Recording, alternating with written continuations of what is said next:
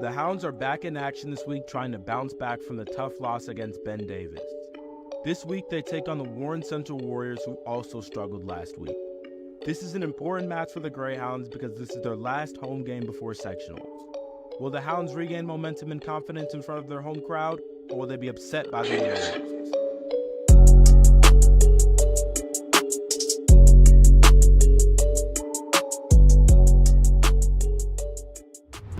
Hello and welcome back to the Carmel Football Stadium. My name is Dashuan Barnes, joined alongside Joshua Melby for your CHTV pregame show. Josh, before we start talking about this matchup, can you tell us about how Carmel did last week? Well, Dashuan, the Greyhounds fell short to the Ben Davis Giants. It was quite a tough loss. They lost 45-16. It seemed to me like an overall lack of effort and definitely a lack of defense. Dashuan, what did you see in that game? Yeah, although it was a tough game, there is some things we have to talk about. First, the Greyhounds were without linebacker Addy Bryant, and they were going up against a tough Ben Davis team who are currently third in the state, and their only loss on the season is to IMG Academy, the #1 ranked team in the whole nation. So we've got to take that loss with a grain of salt. Definitely, Dashuan. And looking at Warren Central Warriors, how they went last week, they got blown out by Lawrence North, which I think is definitely interesting because the Greyhounds have already beat Lawrence North this season.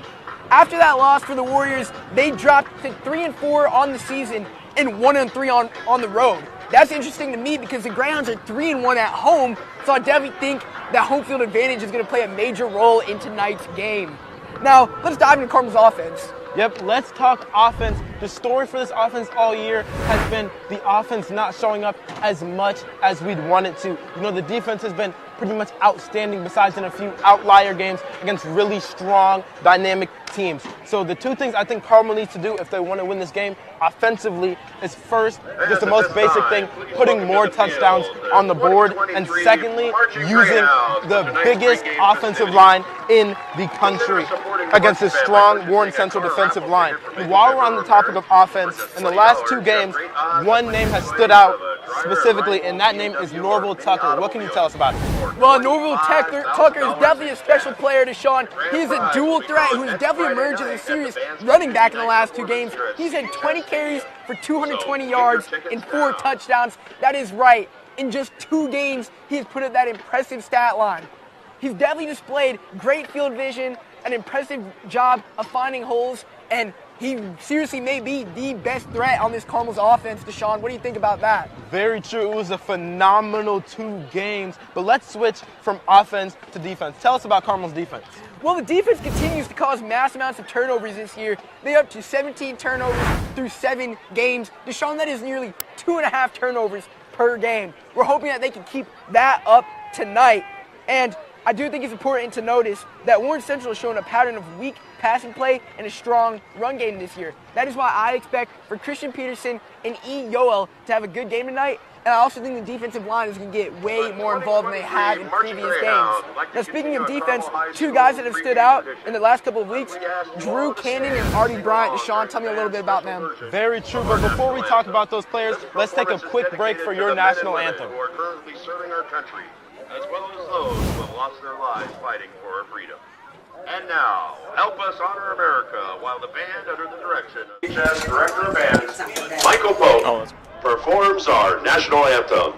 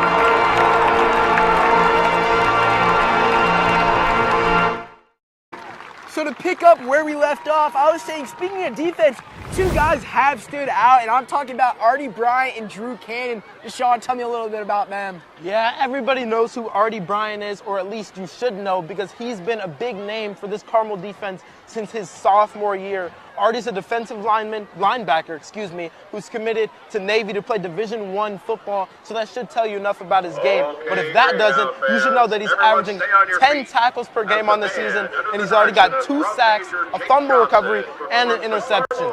Drew Cannon is a safety who's really taken on a bigger role after Hunter Snow and Dominic both suffered season-ending injuries. So far this year, he's got 41 tackles and 2 interceptions. But before we wrap up this pregame show, can you tell us about the injury report tonight? Who's Carmel going to be missing? Well, Dashuan, the Greyhounds have dealt with a lot of injuries so far this season, and we have another full injury report here tonight. Starting off with Powell, our starting tight end. He's questionable with an ankle injury, and he missed practice this entire week. I have heard that he should be getting a few reps in, maybe not as much as he has before, but he should get a couple reps in tonight. And another questionable player is Carter Grayson, starting safety. He went down at yesterday's practice with a back injury. Those are always the worst, preparing for a game, going down at practice, so you can only hope that he's here tonight. Now to get into the players that are out tonight, Trent Fisher, our starting left guard, has not practiced all week and he will not be playing tonight. And we have a couple of names that'll be out for the rest of the season. That is Dom Shockley, the defensive back with a fractured back, and Hunter Snow, the safety, with a torn ACL. So there's definitely a couple guys that we're going to miss for the rest of this season. But either way, even without those players, I think it's going to be a great game here tonight, Dashuan. And that'll do it for the injury report. Very, very true. I do also think it's going to be a very good game. Do you want to get into some score predictions here? I definitely have a couple predictions for this game, Dashuan. First of all, I want to go back. I was talking a little bit about defense. One bold prediction I have tonight is I think Christian Peterson and Iyolo will combine for only 2 allowed receptions the entire game. Wow. Because his team is really strong on the run game. So I'm expecting there not to be a lot of throws, especially to those 2 guys. Definitely our best defensive backs. So I'm expecting them to only give up 2 receptions combined the entire game. And my score prediction for tonight, I think the Greyhounds are going to get on the board tonight. Because they have to. Like you said earlier, no more 2 touchdown games. I think they're going to get in the end zone a lot. I have the Greyhounds winning 28-7 against the Warren Central Warriors. Dashuan, how about you? Very, very true. The Greyhounds do need to show out offensively tonight. This is the last regular season home game of the year. So I do think they're going to dominate. They're going to come back, get some of their momentum that they lost last week. I'm going to go with a score of 30-17. I think they're really going to dominate defensively, and maybe we'll see a late touchdown from Warren Central, as we do see in some of these blowouts. But with that, I do believe that wraps up our pregame show. So let's take a quick commercial break and then give it down to the host. We'll see you guys back at halftime.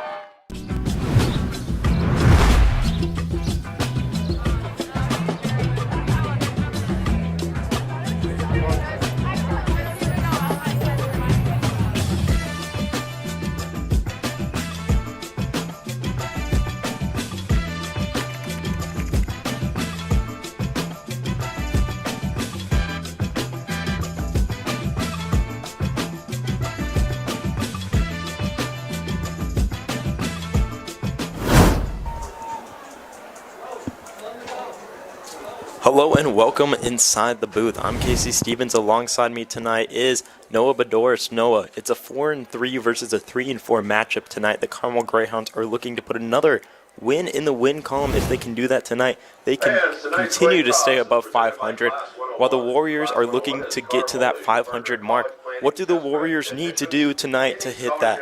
Yeah, this Carmel team has been, sort of on and off all year. The defense has been, when the defense is great, the team has been fantastic. But when the defense is off, that's when Carmel has found their losses.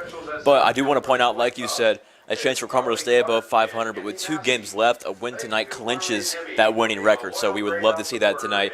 But going back to Warren Central, there's a lot of uncertainty in this Carmel team they're facing tonight. So honestly, I have no answer for what Carmel's expected to do tonight because we have not seen any sort of consistency. You're right, no consistency. It's really been up and down. If we look just past the last 3 weeks for the Greyhounds, 2-1, beating Lawrence North 14-17 with a blocked field goal to really win that game.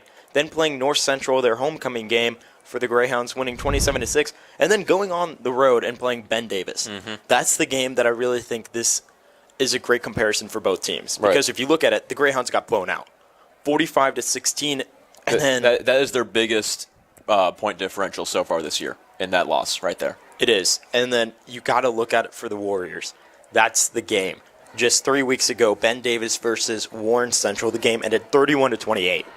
A score that no one could predict it. It was really fought until the last minute. Yeah, I mean, you take a look at this Hounds team and just the points that they've scored and the points they've given up. Points scored has ranged from 14 points a couple times all the way up to 39 down in week 3. But points given up, they've had one shutout this year against King. They've also given up 55 points at one point this year. So both offense and defense is all over the place, all sorts of ends of the spectrum. And you're really looking at the injuries, too, that are affecting the Greyhounds. Artie Bryant might not even be in this game, starting off on the bench and really just trusting. He has been coming off of an illness, and coaches for the Greyhounds are really not trying to risk anything, make sure that he's okay before he goes in. And you have to look at Christian Peterson, who went down in the homecoming game here at Carmel Stadium with an ankle injury. So they're really not trying to test the waters with those guys and really ease them back into the game. Right, as a team, you've already drawn your sectional matchup, so there's less of a worry of trying to cement this season when you already have that confidence of the playoff teams you're going to face. And so these last 2 games, as much as you want to win, you also want to keep your guys healthy. Right, and really the Warriors on the other side, we have to highlight the freshman quarterback. This guy is really, as a freshman, taking the helm of a young team, really led by the class of 2027 and 2025. 2 juniors coming off the edge, both ranked in the state of Indiana at 3 and 4, who have multiple offers from USC, Duke, and IU, and that's going to be the 2 guys who are going to be wreaking havoc in tonight's game. Just moments away from kickoff here on CHTV. Hounds getting set to receive the opening kickoff. And like you said, and really, this is where the game is going to get interesting. It starts. These 2 teams are so closely together in stats and teams that they have played. 2-2 record in the exact same teams that they have played. This is the game that's going to determine which team is able to top another. You know, historically, this is the longest rivalry for Carmel. We've been playing these guys all the way back since the 50s.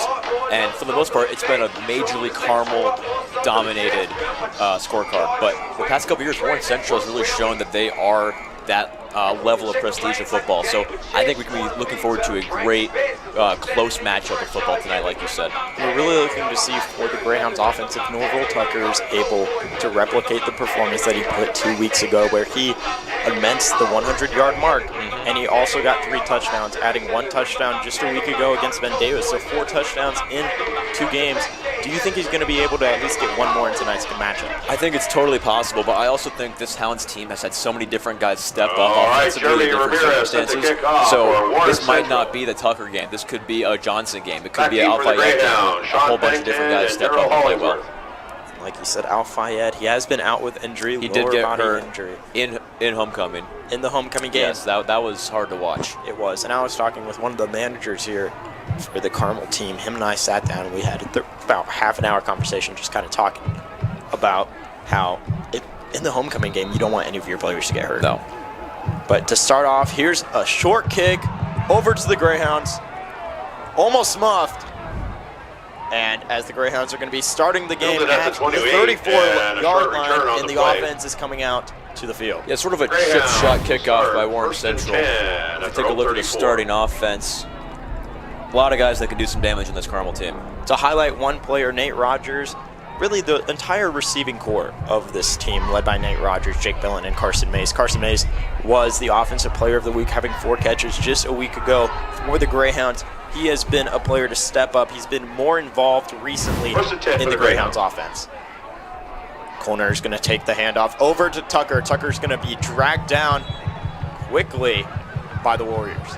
Yeah, Tucker kind of found his footing for a second, but then just sort of got riled down and ripped to pieces just for a gain of 3. So decent start early on. You'd want to just sort of chip away at those yardages. So 2nd and 7 now here early on.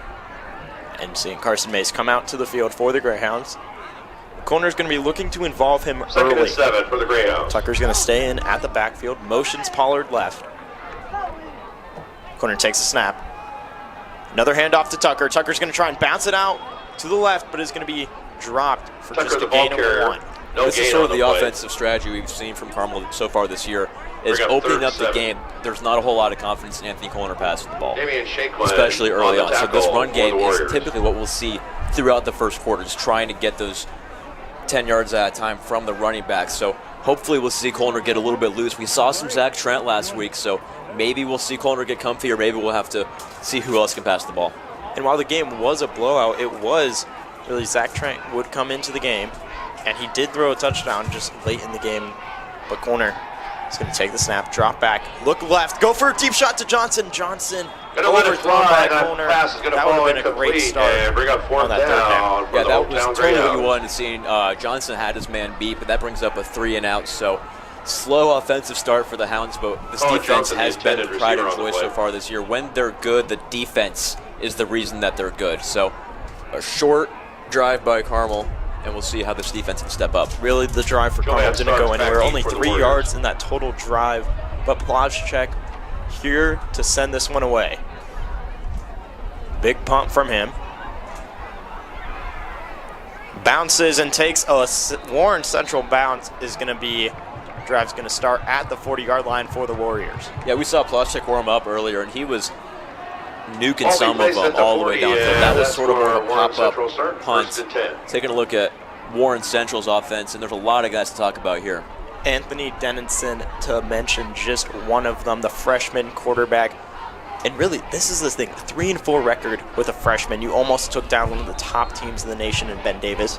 And you've been on an up-and-down trend throughout all the season. You're going up to play the Greyhounds now, and this is where you need to shine. Show your coach that you are the future of this team. As a short pass quickly is going to be taken for the Warren Central Warriors, not pushed out of bounds, and the ball's going to be fumbled.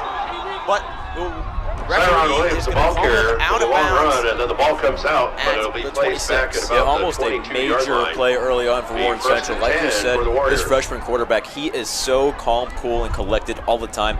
So Dennison making that quick screen pass is really showing his maturity as a quarterback. Cyron Williams, the junior, was able to take that one, what it felt like 40-plus yards down the field to set up a 1st and 10 at the Greyhounds 27, and Warren is already looking to throw the first punch in this game. Dennison is going to have single back, Clark in the backfield, takes the ball, works his way up the field, but is going to be tackled by 3 Greyhounds. He's going to set up 2nd down now for the Warriors. 2nd and 5. We saw that big play to start out the game. That play sort of calmed it down, slowed the tempo. You don't want to get too excited and run out of steam early on in this game. So Warren Central taking their time, keeping their patience as we approach 10 minutes left in the first quarter. And you're looking more for your star players on your defense to step up. We are seeing Artie Bryant out there, so the coaching from the Greyhounds are looking to rely on him. It's going to be another option. Back over to Williams. Williams corrals it quickly, but it's going to be taken down at the 15. Already knocking on the door in the first drive that'll be a for first the Warriors. down This for is the a Warriors. surprise. Yeah, this is not what you want to see for Carmel's defense. There's been times where they are just frail. Offenses can do whatever they want against this Carmel defense at times, but like we've said, there's moments where this Carmel team is unstoppable. So perhaps we're seeing one of these frail instances, but just like that, in a flip of a switch, you can see this Carmel defense really step up and do something big. As it's going to be 2 running backs. Looks to run the option once again. Hand off. And the run defense for the Greyhounds has stepped up throughout the entire year. It feels like that's the main thing to look at when you study this defense. Yeah, we've talked about injuries on this Carmel defense, but most of those injuries have come from the secondary. This rush defense has been elite, and it's been constant all year. And really, this Warren team is known to strike first in games. They kind of start out off hot, but then they take their foot off the pedal and give up slightly throughout the rest of the game. So we might see them really just explode here early. And if the defense for the Greyhounds can tighten up, that might be the difference maker. Quick handoff as the Greyhounds are going to take him down at the 5-yard line. Yeah, we were talking earlier. We said this Warren Central team plays a lot of what you'd call backyard football. There's a lot of excitement and a lot of energy on both sides of the ball. We're really seeing that early on as this 3rd and 1 will come up. And if you're Warren Central's offense, there is so much confidence in that 3rd and short. So even if it is a 3rd down in field goal range, it really feels like a touchdown situation. Absolutely, as Jalen McMore was on the carry for that to set up a 3rd and 1 at the 6. As the ball is going to be fumbled. It's going to set up 4th down for the Warriors. Recovered quickly, but this is where, are you going to set out your field goal unit, or the Greyhounds stop are you going to go for it here? Short loss Looks like on they're the play. sending out a few different And guys. that'll bring up 4th down. You might be sending out really to confuse the defense out Right. there. But Warren is sending out just a lot of their wide receivers. Yeah, it is. And on a 4th and short, there's a lot of opportunity to do something sort of different, and you have that back end of the playbook for a rainy day. As they go 3 wide, looks like they're going to go for it. Carmel looking to stop. 4 and 2 for the Warriors. In the backfield is Jalen McMillan. Quick snap, looks to the left and goes for the deep shot and just overthrows completely as the Greyhounds defense really gets out of the hole. Yeah, nobody was there. Like we mentioned earlier, this Carmel defense looked frail, but just like that, a few consecutive stops and a 4th down stop, and this Carmel defense is rolling once again. Rolling, like you said, once again, but this is tough field position to start your second drive. You're at the 7-yard line, and you have to go 93 yards down the field for a score. Yeah, but if you're Carmel, you take this field presence way over 6 points for Warren Central every day of the week. Corner First and 10 with for the Johnson in the Greyhounds, backfield. 7-yard line. Takes the snap, hand off to Johnson. Johnson's going to be taken down quickly, tackle for loss, and that's the main guy that you have to watch out for. If you are a Colin Carmel Johnson, the ball fan, you carrier. have to watch out for Jalen Barlow. 2-yard He's loss on the stepped play, up bring up 2nd and 12. completely.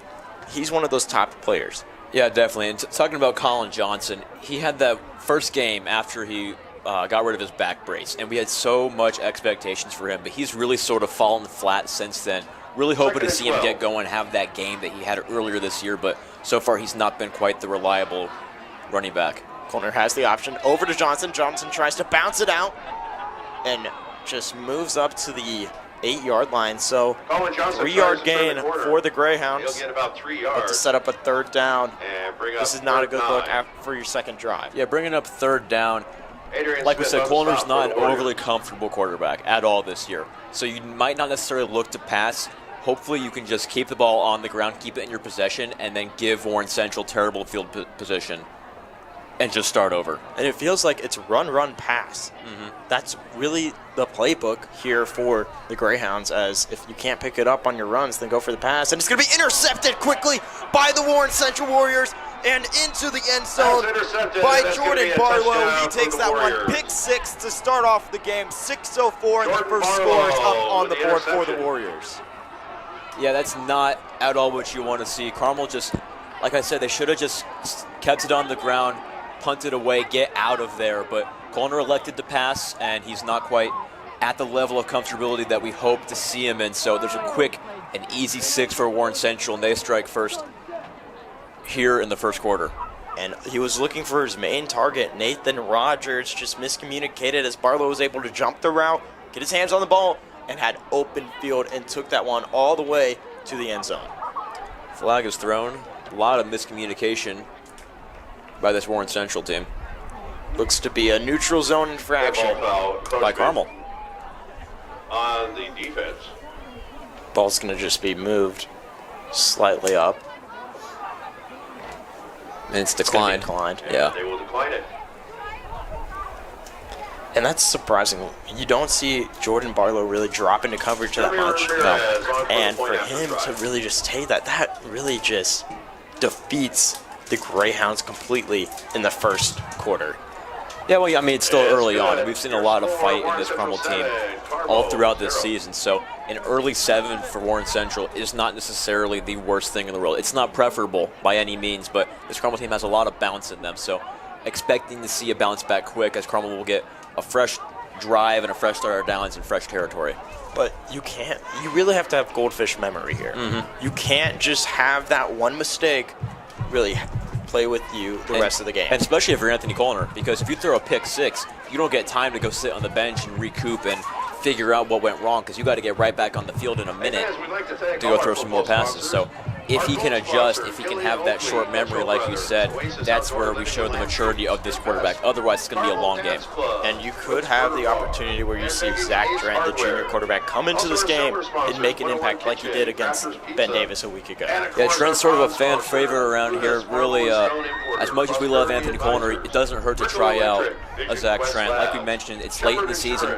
Sectional seeding's already figured out, so why not exercise a Zach Trent and just sort of work him out, see how he looks. You're right. Well, the sectional drawing is on Sunday. The Greyhounds have a chance to play Noblesville, Zionsville, and or Westfield. And that's the big interesting thing. If the Greyhounds draw Zionsville, it feels like they have a chance to win that game completely. But if you play a strong team in Westfield and or Noblesville's played some good ball this year. Those are the scary teams. Yeah. Well, we saw Westfield last year in sectionals, and that was an embarrassing one for Carmel fans. Expected to win that game completely. Yeah, and that was one of those where there was more Westfield fans than there were Carmel fans here at Carmel Stadium. So Christian Peterson back deep for the Greyhounds. As it's actually going to be held with the wind blowing here, it's going to be affecting the kick. Warren lines up to start the Greyhounds on their third drive. Rogers and Peterson back there to receive it. Over to Peterson, takes it in at the 10. Tries to make a man miss, has open field, and gets spun around down at the 25. Christian Peterson with a nice return. The Greyhounds are coming out for their third drive. yeah, Peterson caught that kickoff and did that spin, and he sort of say a prayer for his knees for a second. That was not quite the calm spin move we typically see from Christian Peterson, but he picked up enough for some solid field position for Carmel here with just under 6 to play in the first. Ball's going to be at the 26. 1st and 10 to go. 5:57 left to play. Warren did come out and jump the route. That corner was looking over to Rogers for a pick 6. So not much offense has been made in this game. Tucker's going to have the handoff, but be stopped quickly, I think, at the line of scrimmage. Like you said earlier, run, pass has been sort of the 3-and-out formula for Carmel so far. So there's the run. Gain of -1 for them, so we'll see if they go back to the run or if they mix it up a little bit and try to let Corner see if he can sling the ball. And you're really looking to have Corner make plays with his legs. Yeah. You may run the option where you pitch it out to your running back, which I believe this might be the play here. Corner takes the snap, goes for the handoff, rolls out to his left, thought about it, and is going to be pushed out of bounds at the 34. So is able to pick up some yardage on the run. At Corner, we've seen him run. We have seen him show his legs, and he's been a very respectable and productive running quarterback. But there's times, especially like this, where we just don't trust it, and there's some instances like that one where he just seems uncomfortable. This is going to be a 3rd and 2. 7-0 is the score. 5:17 left to play. Ball's at the 34. Greyhounds need 2 yards to continue to their drive and not be shut out for the 3rd time in a row. Tucker in the backfield. Corner takes the snap. Hand off to Tucker. Tucker tries to bounce it out left. Is possibly able to get the first down for the Greyhounds. Corbell Tucker. And that's a first down. First down. First down of the day for Carmel. You love to see it. And it's signs of life from an offense that really has been shut out completely. Signs of life indeed, and we'll see how this Carmel team can sort of take that momentum and just keep building on it, because that's how this game is played, with momentum. And you're really looking for the edge players from this Warren team, and Damian Shanklin and Tyrone Burns to come off the edge and really get in the backfield. And we've seen them already do that. Corner rolls out right and just throws that one in the dirt. Looked for Bellin, but was not able to make anything happen. Yeah, that pocket collapsed almost immediately. Almost seemed like a drawn-up play for Corner to run with it, but not a whole lot of options there. So a good thing that he just sort of let it go and made sure nobody caught it, as opposed to risking it and getting his 2nd interception of the day. And Jordan Barlow was right on his tail. And a great block from Tucker to come over and lay down a great hit on him to really stop a sack. 2nd and 10 for the Greyhounds. Johnson in the backfield. 2nd and 10 for the Greyhounds. 2 to the right. Johnson motioned over right. Option over to Johnson. Has some blockers. Goes upfield and is able to pick up a few more yards. So a 3rd and 4 is coming for the Greyhounds. Yeah, one of the honestly biggest plays so far for Carmel right there. That is a major production by Colin Johnson, a guy that we've seen be a little bit quiet so far. So if he can keep that going and sort of feed the hot hand, as Carmel tends to do, we can see a lot more of pickups like that. As Johnson stays into the game. Rogers and Macer to the left. Bellin to the right. Takes the snap. Looks for Johnson on the handoff, and quickly in the backfield are the Warriors. Going to bring up 4th down. As that really just felt like nothing could happen. Yeah, Johnson was gobbled up by a few Warriors right there. Javon Guest being one of them in particular. So another 4th down brought up for Carmel. They'll have to punt it away once again. And that's the best drive that they've put together in this game. First down. First down of the game, but it comes late in the first quarter. Ploschek is delivering his punt. Did not lay that one on, but that's going to get a Greyhound roll and goes past the 30 down to the 29-yard line, where the Warriors are going to pick up for their next drive. Yeah, a modest start at the field for the Warriors, sort of recouping, and after that pick 6, this offense has had some time off, and so we'll see how they adjust from that, if it's rest or rust after that long break. And as the offense is going to come out to the field for the Warriors, it's something to look at. You had an amazing play by Kyron Williams, but you really have to look at more of the defense for this Greyhounds. Jimmy Winbush Jr. just a week ago racked up 17 tackles as a linebacker in that Ben Davis game. Drew Cannon, who we've highlighted completely. But let's talk about someone different. E. Battelle started the season off at wide receiver and then moved over to corner, and 2 interceptions on the season already. That's something to really continue to look at. Quick handoff over to Williams and gets brought down quickly by the Greyhounds. Yeah, you were talking about E. E is a very football-minded person. He's a very adaptable guy, and so when that was brought up of him switching from offense to defense, that was not a major switch for him. He's able to adapt, and he's able to, like you said, be a productive player on both sides of the ball. As Sailors was on the tackle for the Greyhounds. Bring up 2nd and 9. Trips right for the Warriors. Quick snap over to Dennison. Goes for the short pass by Hester. Hester is going to be swung down quickly by the Greyhounds. Not able to pick up the first down, but it's going to be a 3rd down for the Greyhounds. Yeah, great defense by Carmel. Not necessarily the amount of yards you want to see get picked up there, but he kept him short of the line to gain. And so we got 3rd and 2 and a massive opportunity for Carmel to sort of get the ball rolling towards their direction. And this is where you really need to step up as a defense. Miscommunication from the safeties from the Greyhounds. Quick snap, handoff. And Warren is able to pick up the first down quickly once again. Yeah, first down is a lot more for Warren Central. So you had that momentum, you had that excitement, that adrenaline if you're Carmel's defense, but now you got to take a step back. It's first down again, so we'll see how they can recoup here.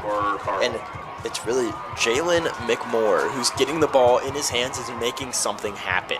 He's able to really pick up the first down, be that 3rd down back for the Warriors, and is really, this defense cannot stop him. Yeah, and Warren Central's had so many options so far. If it's Clark or Twyman or anybody in this backfield, there's a whole lot of options and availability. And just off the fingertips of McMore, we were just highlighting him, and just, it may have gotten to his head. Yeah.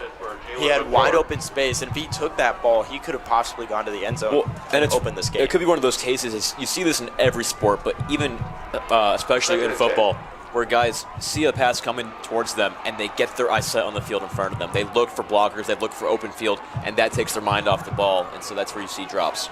Always look to ball first before upfield. Yeah, you'd rather catch it than drop it. As it's a quick handoff to Clark, kept by Dennison, over to Williams, and is not able to move upfield at all, so it's going to be a 3rd and 7 that the Warriors are facing at. Yeah, much more space for Carmel's defense on this 3rd down compared to the last one. 3rd and 8, and a great opportunity for Carmel to step up and get the ball back in their hands. A minute 25 left to play here in the first half. 0-7, only score coming from defense off of a pick 6 from the Warriors. 3rd and 8 for the Warriors. Greyhounds defense are looking to get off the field here.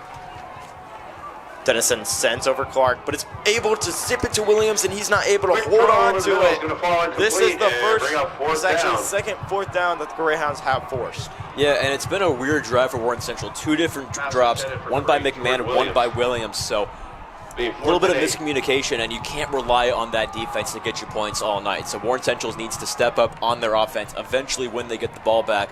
But now it's time for Carmel to answer. They've been quiet offensively all night as we reach near the end of the first quarter, so they have a new opportunity with 3 quarters left to revamp this story. As it's going to take a Warren bounce past the 20, and the Greyhounds are going to start their drive at the 18. Just a minute left to play here in the first half. The Greyhounds are going to need to find something to crack this game open when you're down by 7. Yeah, it's been a fast quarter so far, Casey. You know, not a whole lot of penalties, not a whole lot of completions out of bounds. So just both teams keeping the ball on the ground as best they can. It's been zipping by real fast. Tucker in the backfield for the Greyhounds. Corner takes a snap, hand off to Tucker, tries to work up the middle, but it's going to be swung down quickly. First one to get there for Tucker, the Warriors is LaDrew Harris. Donovan Dudgey with the tackle. And you know, football's one of those sports where we always got to worry about the elements. And it's been a windy night. We felt it, these fans here felt it, and these players feel it. So both teams keeping the ball on the ground so far almost all night has really proven that they're aware that the ball can be affected by this sort of conditioning. Tucker stays into the backfield. 2 to the right of corner. Warren shows blitz. Corner uses the cadence, and he's going to be able to draw offsides on the Warriors as the ball is going to be moved 5 yards up the field. Yep, massive break here, and so it's going to bring up a massive opportunity for both teams trying to show their true colors with a big opportunity for Carmel now. As you're going to a 2nd and 3. 14 seconds left to play here. Tucker in the backfield. Yeah, we saw that one first down last possession for Carmel, so getting and racking up a second one would be pivotal here as we reach the end of the first quarter. Corner looks to pass, uses his legs, tries to go down. Wide open is Tucker, and he's not able to hold on to it as it feels like he has no hands throughout the entire season, is not able to hold on to anything as he was able to break away for a 52-yard touchdown. Last week he had wide open space in front of him and couldn't make anything happen. Yeah, that was a guaranteed touchdown to the house if he could just hold on to it. I'm at a loss for words as we bring up 3rd down and 3. 3rd and 3. The corner just came off of Tucker and looked to corner, and that really could have done it. He will not be that wide open the rest of the night, and it's guaranteed. Yeah. It is guaranteed that will not happen. One mistake, and as a Warren Central fan, you're just lucky that you got out of that completely. Penalty on the defense, and that'll be a Carmel first down. Another penalty on the defense, so first down for the Greyhounds after almost a touchdown could have happened. 1st and 10 at their own 35. Tucker still in the game after he drops almost a touchdown, tries to work up the middle and is not able to make anything happen. So a 2-yard gain. 2nd and 8. That'll bring our first quarter to after close. The first quarter comes to an end. 0-7 is the score. Yeah, Carmel got that couple lucky breaks and penalties. So getting that fresh set of downs at the very end was very delightful, I'd say, honestly, where this Carmel team has not shown offense to be a strength all season long. And so even when we're looking at the drops by Tucker, so penalties can play a massive role in the production of this offense. As we see, that's already shown so far in this possession. And it's the miscues from both teams. Both teams has not been able to really come together as a team on offense and make something happen. And it's the only thing that has happened in this game is defense. Defense is the only thing that has stepped up, and we saw Warren's just Jordan Barlow get the only touchdown of the game from his linebacker position. Yeah, it's been a real quiet game for both offenses. But the defense has been showing up big time. And, you know, some games are like that, where you see a 7-0, 7-3 finish. So we might even be able to expect that tonight. 1 quarter into the game, only 7 points on the board, and they're all defensive. And you need your offenses to wake up. That's what needs to happen. And for Carmel or a Warren fan, you really are just trusting to make sure, are my players up to that challenge? Are they able to do that? There's a good lead. But really, if you're looking at the first quarter show, Will Simmons and Ava Akers come close. And I believe Akers has won. All right, our winner is Ava Akers. Will Simmons falls to the ground, flexes over Simmons. Simmons got that one handed to him. Tire Discounters Regional Manager David Greenlee and Store Manager Dominic Hutzel. As going into the second quarter, Greyhounds are going to need to pick up where they're left off. At the 36, 2-9 to go for the Greyhounds. Yeah, it is pink out tonight. This Carmel student section is about half full. So we'll hopefully, while it's a small crowd, it'll be a mighty crowd, really encouraging this Carmel team. Corner drops back, Discounters. rolls out right, goes for a deep shot to Rogers and is not able to connect, and that one goes out of bounds. Yeah, that pass sort of connected with the Warren Central bench more than any actual Carmel receiver. So that brings up 3rd down and 9. And like we said, there was some momentum going Carmel's direction offensively, but this is going to be sort of a massive punch in the face if they can't convert here. 3rd and 9 on the 36, needing to move down the field to really not let this game slip from their hands. And you know, we say slip away, it's only 7-0. But if you're Carmel, it really feels like you have nothing going for you so far. Corner drops back, looks to pass once again, and it's going to be taken to the ground quickly by the Warren Central Warriors. First one in the backfield. That'll be a sack on the play. That's completely not what you need to happen. No, like we said, hoping to find some momentum for Carmel, and the complete opposite happened, bringing Carmel even further back. 4th and 18 is going to be the legal documentation on this drive. So Carmel's punting it away once again. Legal documentation. Big words. That's a great way to phrase that. I do my best. Floss check. Looks to give another Greyhound bounce, and this one is going to be hefty. Past the 30 and down to the 25 as Sailors picks that one up. So the Warriors are going to pick up at the 25 and looking to go 75 yards for a touchdown. Yeah, a lot of times you think that those sort of bounces are just luck. It just sort of happens. But Ploschek is sort of an artist in that way, where we see a lot of quote-unquote lucky bounces from his kicks. And he's able to place that. I called one that I thought he kind of shanked it off his foot, but he placed it perfectly. Was going for the roll to really set up a tough situation for the Warriors to attack, but he placed it perfectly. Great at what he does. Warriors are going to start off. Goes for a late delayed handoff up the middle as James Clark is not able to make much happen.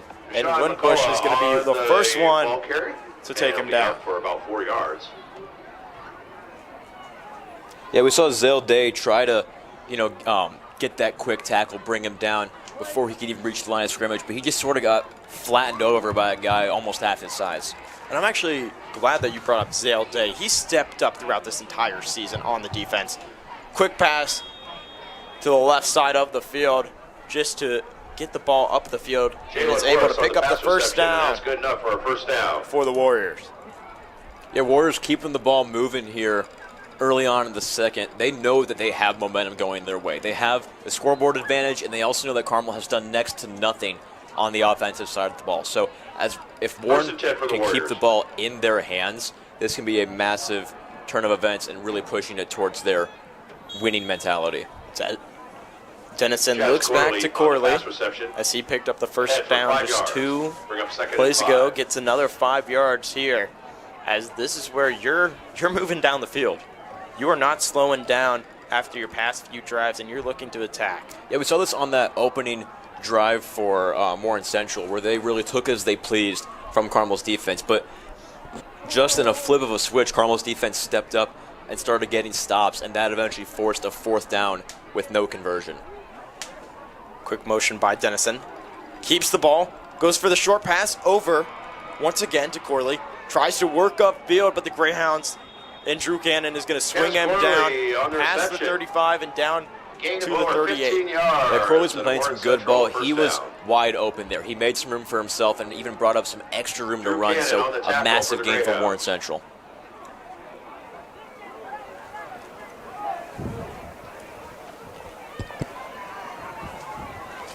Under 10 minutes left to play here. Scores 0-7. Quick snap to Dennison. Looks once again to Corley.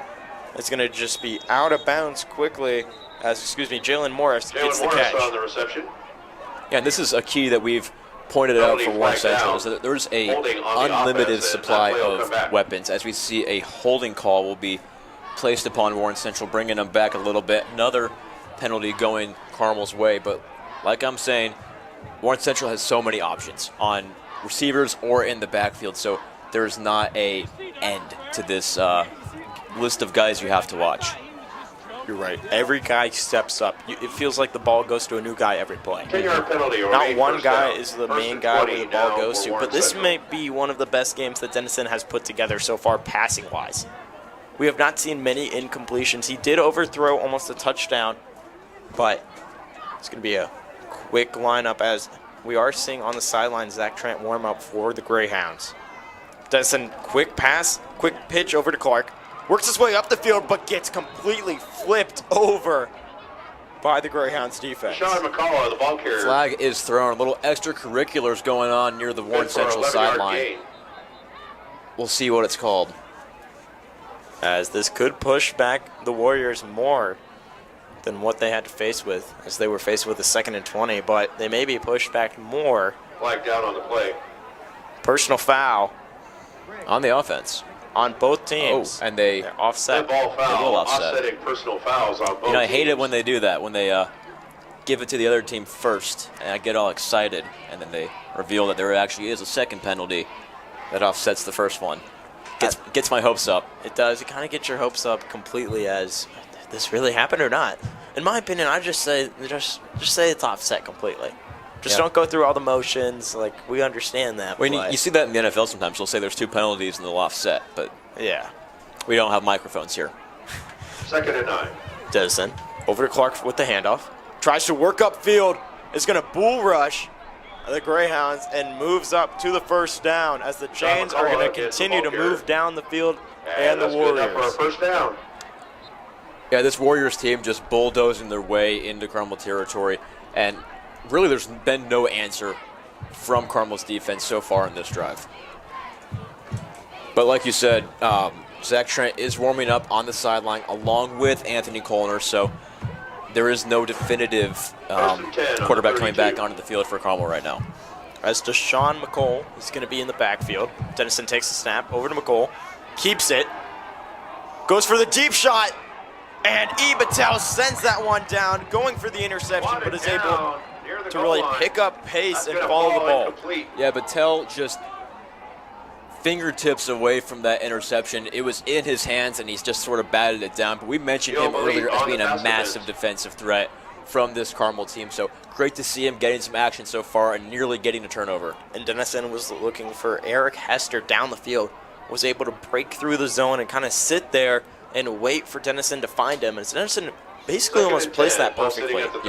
Just Battelle was able to really use his acceleration and jump up and swat that one down. He's an athletic guy, Casey. Dennison's going to keep it, but goes for the delayed handoff once again. And Charlie Marsh is able to wrap up James Clark and send it to the ground. Yeah, about No 6 gain on different the play, over to Greyhounds third down. were a part of that tackle right there. I'm not sure how you score that with a whole lot of half of tackles. Charles But Marsh a with massive the tackle defensive for step the up by Carmel, Greyhounds. bringing up 3rd down and 9. Clock dips under 9 minutes left to play. Score 0-7 as Warren is trying to get an offensive touchdown, as the only touchdown in this game has come from a pick 6. 3rd and 9. Dennison in the backfield, trips to the right. Looks for the deep shot and is just not able to place that one into the hands of the receiver and And Hester. that's going to bring up As this is going to bring up 4th down. down. And are you going to go for it? You know, I doubt it, honestly. If it's a 4th and long, the field position is not great for a field goal unit. You don't necessarily trust your kicker or the strength of his leg. So we'll see what they elect to do here, but they are looking towards the sideline, really showing the difficulty in this decision making. And you might just try and draw the defense off sides. Right. And that's where you have to really hold strong and don't jump off sides if they try and get you with the cadence. Going for it. Carmel As looking to Warren's going to go stop. for it. 4th and 9. They may try and pick up as much as they can, but it's going to be a timeout. Yeah, play Timeout, clock was at Warren 1 Central. when they called that timeout. First So timeout. Might just try and draw the clock out then. yeah, just sort of figuring it out, and we'll see if they go for it here or if they'll bring the field goal unit out. And we are seeing on the sideline Ozzy Pollard on the bike just trying to loosen up his legs. He has been injured in a few games. Last week was hit and was taken out Hey, just we want to remind you, the immediately second after half. The Marching Greyhounds perform But at halftime. he We'll be doing needs to our get highly warmed up. He's anticipated one of those football big challenge. blockers and is able to Our make something contestant, happen when Peter the ball's Darby, in his will be hands. competing Yeah, you know, with the a best thing brand you can new do in any Genesis situation, whether it's G70. sports or in life, is to You can limber see up. it over there on And the that's far what side Ozzy of Pollard's the doing field right under now. the So you'd tree. love to see Now that, you hoping over to get some action out of him $43,000. tonight. Make sure you're in your seats. As both teams we'll take all get just a ready to minute cheer on to Peter. kind of calm And down. be sure 4th to and visit our 9 are supporting what sponsor, the Warriors are looking Napleton at. Auto Group. They're not 4 able to locations in set any. Carmel Well, and let me Fisher. actually ask you this. Second to none Go ahead. You're at the since 31, right? 1931. You need to, if you go for it, you're trying to just see how far you can go for it, and then you trust your defense if Right. you can't get it. Well, you know, Warren Central has that advantage where you have zero faith in that Carmel offense. 4th and 9. I would agree, zero for the faith. Warriors. As trips right. Dennison rolls right, looks for the deep pass, and just misplaces it once again on the sideline as the offense is coming onto the field now for the Greyhounds. That's going to be And we've overthrown. seen that all night Turnover where on short downs. passes have been Carmel productive, but football. for the most part, going a little bit deeper has proven to either find defensive blocks or even just slip out of the hands of receivers. So whether it's the conditions, whether it's the atmosphere, there's a whole lot of factors going into it, but not been a very productive night from the deep ball. It has not at all from both quarterbacks, Right. too. They are not able to place the ball anywhere for their receivers to make something happen. But it's also the receivers can't hold on to the ball. Yeah. First and Multiple 10 drops at from their both own 31. teams. But it may just be the wind that's here tonight, too. This corner's going to drop back, go for a pass over to Rogers, and that really just looked like 5-yard out when for it Nathan down. Rogers on a fall Yeah, and incomplete. it was a Bring up little second weird and to 10. watch. You kind of saw Colner slip a little bit, and Rogers half dive, half slipped. So a lot of fragile ankles going on here on that play. There are but a 2nd and 10 for the Greyhounds at the 31, looking to make something happen as they've not been able to get the ball past the 50-yard line throughout this entire game so far. Just the second Second and quarter. 10. Corner looks for the option. Over to Tucker. Tries to bounce it outside, but it's going to be pushed out at the 32-yard line. Modrall Tucker on the pitch. You know, running the option is one of those plays that, in its A lot of intent, yards is supposed to be laterally, but foolproof, it'll where be you only will have 1 an available yard option either downfield. in the It'll bring pass, up 3rd and 9. in the pitch, or in the quarterback taking it itself. But in that circumstance, all three options were unavailable, and you really just hate to see that from Carmel's offense.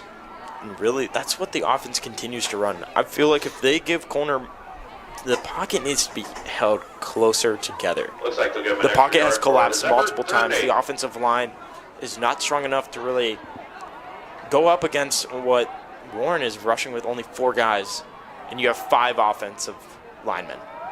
Double up your best guy. Corner's going to try and use his legs and make something happen.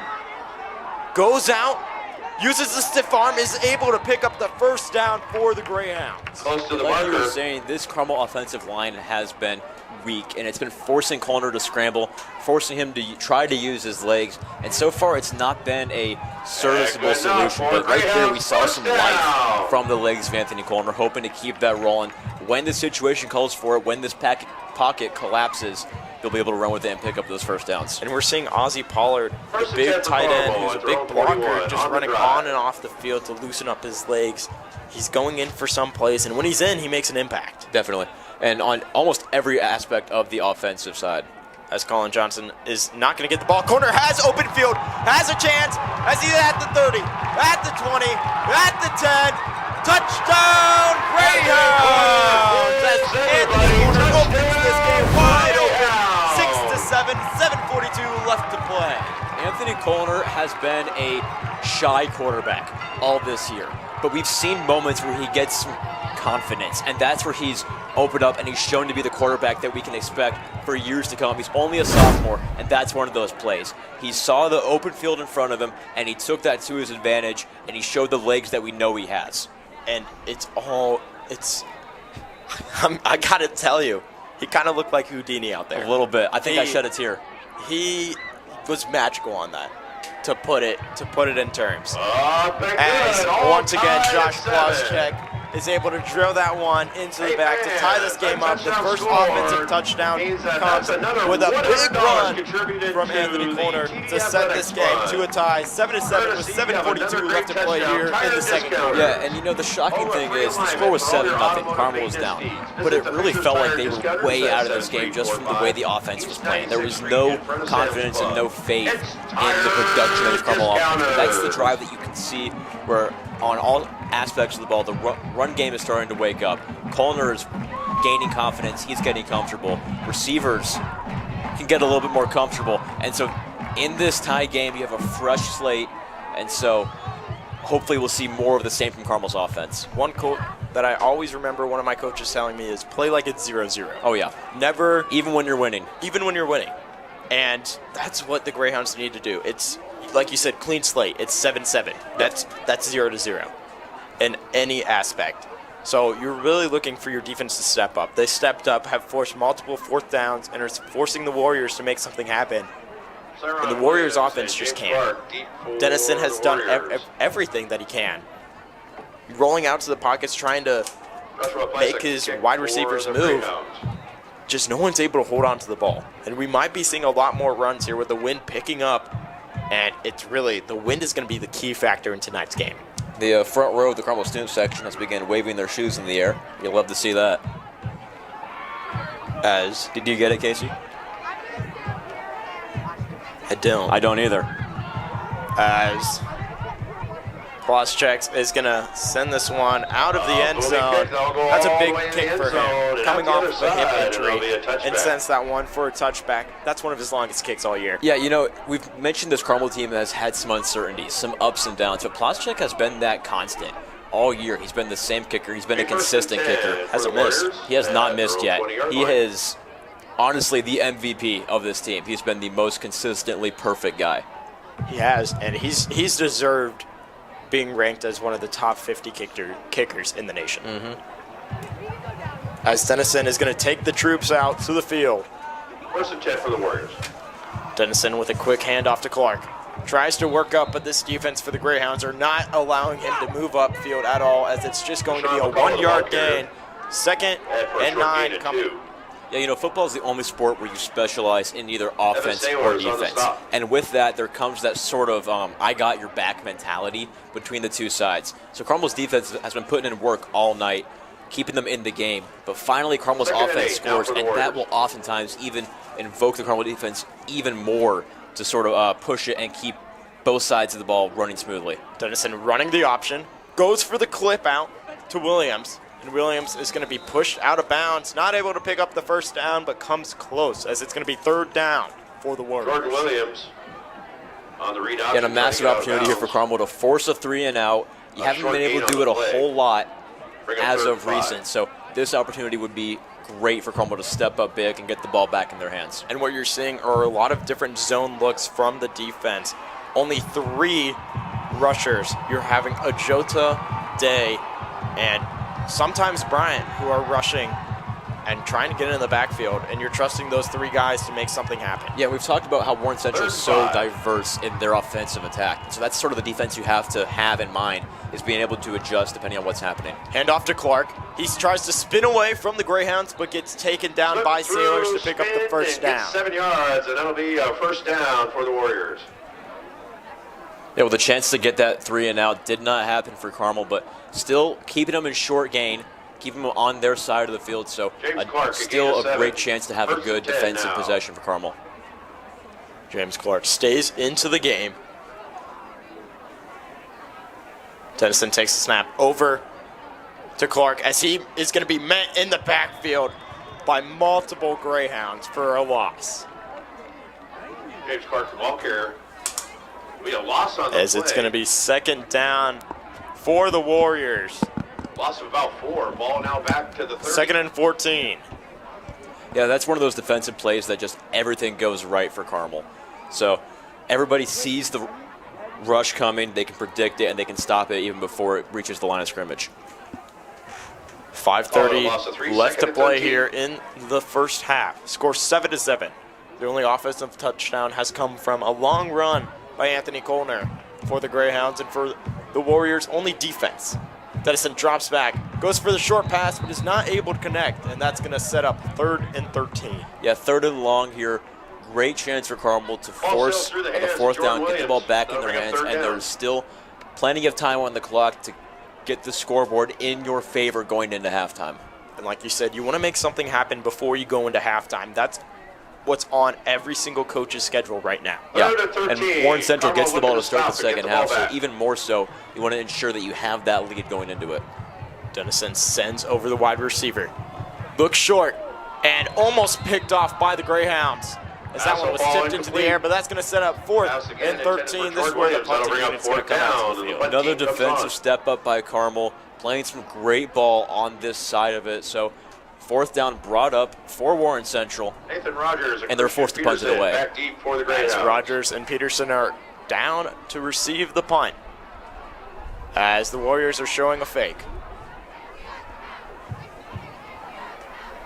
Did this the last time they came up to punt. Maybe Shake going to punt.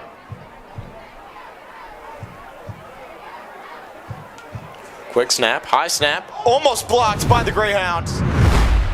As that one's going to take a bounce and be rolled out of bounds close to the 40 and out at the 42, as Drew Cannon almost got his hands on that. Yeah, nearly blocked by Cannon, and that's one of those situations where as much as you love the blocking, you do not want to touch the kicker. And so he took a chance, nearly had it blocked, but at the same time, you can't run into him or that's going to be devastation for your team. Like you said, that would be devastation for a team. But this is where the offense needs to click once again. Anthony Colner coming back out there, made really the biggest impact all game. The biggest play so far tonight was rushing for, I believe, 54 yards for a touchdown to tie this game up. 5 minutes left to play here in the first half. Colner takes the snap. Hand off to Johnson. Tries to make anything happen, but is going to be tackled for a loss. Once again, it feels like the entire defense is just in the backfield from the Warriors. Yeah, Johnson gobbled up real quick by the Warriors, and like you said, they have an answer for just about everything from this rush unit. So hopefully Colner can find some more confidence and forget the early interception and sort of use his arm a little bit more, because the rush has not been productive. And they may be going back to the run-pass kind of thing, where we saw early in this game where you would run it on your first 2 downs and pass on your 3rd. Pollard is going to be motioned over to the right. Corner takes a snap, drops back. Pocket collapses, go over to Johnson. Works his way up the field and gets dragged down and trips on his own feet near the 50. Yeah, Johnson really getting busy right there. Took the opportunity that he had. Not a great starting point, but was able to move around some bodies and pick up a nice gain for Carmel, bringing up 3rd and 1. But we've seen the pocket collapse too many times so far. And that's been a major issue, forcing Anthony Colner to move around with it, try to just find the closest guy instead of the best guy. And you and I were talking, I told you this game is going to be a close game to the final whistle. Definitely. As Lawrence North is really the one game that the Greyhounds have been where it's a nail-biter. Blocked field goal to win the game. As Johnson's going to have the first down for the Greyhounds. And it's going to be taken down at the 46-yard line. The Carmel making just those quick taps at this Warren Central defense. Just over 3.5 to play here in the half, so just hoping to get those small productive plays, force your way down the field, even kick a field goal if you have to when it comes down to the end of it. But it's good to keep the ball moving and don't force the punt. You got to think about it like you're building a house. Right. You're laying down the foundation. You got to really put up your drywall, your insulation, and right now the Greyhounds have laid down their foundation. Yeah. They have 1 touchdown. Are they able to get another? Corner with the option, over to Tucker. Goes up past the 40, but it gets drilled by 4 Warriors as he's going to be stunned after that. Yeah, he had Warriors on every corner of him, and he is very slow to get up. That is a sad sight to see. He is it feels like every single running back has been injured for the Greyhounds. And there's nobody else to blame but the Carmel offense and their lack of blocking that we've seen so far, because there's no circumstance where 4 different Warren Central defenders would go unblocked. I would agree with you on that. Yeah. I would say for you, when you have a guy tackling you low and you're still moving, and Right. you have 3 guys trying to come with you, Yep. one of those guys may have led with their head, made a head-on collision, Yeah. and Tucker may have just been out of, like, the wind may have just been blown out of him. Well, yeah, and as a referee, you're not expect necessarily to see everything when 4 different guys are making the tackle at the same time. So there really is no telling exactly what happened in that massive collision, but we know it wasn't great for Tucker, and his presence is very much needed in that Carmel backfield. 4 touchdowns in 2 games, 3 on homecoming, 1 against Ben Davis. Greyhounds Second and short relying for now Carmel. on Colin Johnson, the junior, to make anything happen. Blitz shown. Johnson has openings if he wants to use them and is able to Drop pick the up middle. the first down Good for for the about 4 Greyhounds. yards and another Carmel. Yeah, Johnson first picking up that first down. down. Carmel has gone a while without having that big stop that Warren Central wants to see drawn Yeah, out of starts them. with a So stop. still just chipping the away, Warriors. getting the first downs and marching First your and way 10, now downfield, for not the trying to Greyhounds. force the deep ball because Colner hasn't Ball shown at the the ability 34 to yard use line. that yet. So 2:26 left to go good in the half. offensive strategy so far for the Hounds in this possession. 2 to the left of corner, 1 to the right. Johnson in the backfield. Corner takes a snap. Play action pass. Looks for the deep shot downfield.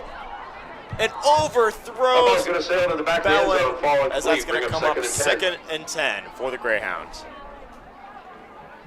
Yeah, we've seen Colner use his legs, get big production, but his passing has been lackluster so far tonight. Especially in those situations. That's his 3rd overthrown pass deep going towards the end zone. So you almost want to see him pick up those short 10, 15-yard gains as opposed to going for all 45. If you're able to really 2nd and make 10, the ball at the linebackers 34 move out of the there on Warriors. defense and send some guys on some short routes, and if you're able to hit those, you can make something happen. Johnson is going to try and find his way once again in the arms of a Warren Central Warrior. Play ball, They Buckley. reached 2 minutes left in the half and a 3rd and long brought up for Carmel. And it's a strange spot on the field for Carmel's Johnson, head for offense no because gain. as much as you want the first down, it might not come up, and you trust Plaschek's leg, but it's out of strange distance. 34-yard line is where the Greyhounds are going. 3rd and long. Christian Peterson is in the game for the Greyhounds. Peterson has a deep shot. Corner's going to go and look over for Rogers. And no flag is going to be thrown, as that possibly could have been pass interference. But this is going to be 4th and 10 Heavy for coverage the in that Greyhounds. pass. Yeah, Rogers a little tied up there. Christian Peterson, I don't know if you saw, wide Bring up open. 4th down I and saw 10. him put that double move on his defender. Yeah. He was gone. Well, Ball's and gonna be that's the sitting at the strength of Christian 34. Peterson on offense is that he's a defensive player. And so most guys aren't aware of the bag that he has. And so when he is put into offense, he is a scary and sneaky good receiver. You got to look from tape from last year to see when he played wide receiver. Greyhounds going Normally for in it, the 4th sectional and 10. round, he does play both ways. And we might see this as he's going to be out left.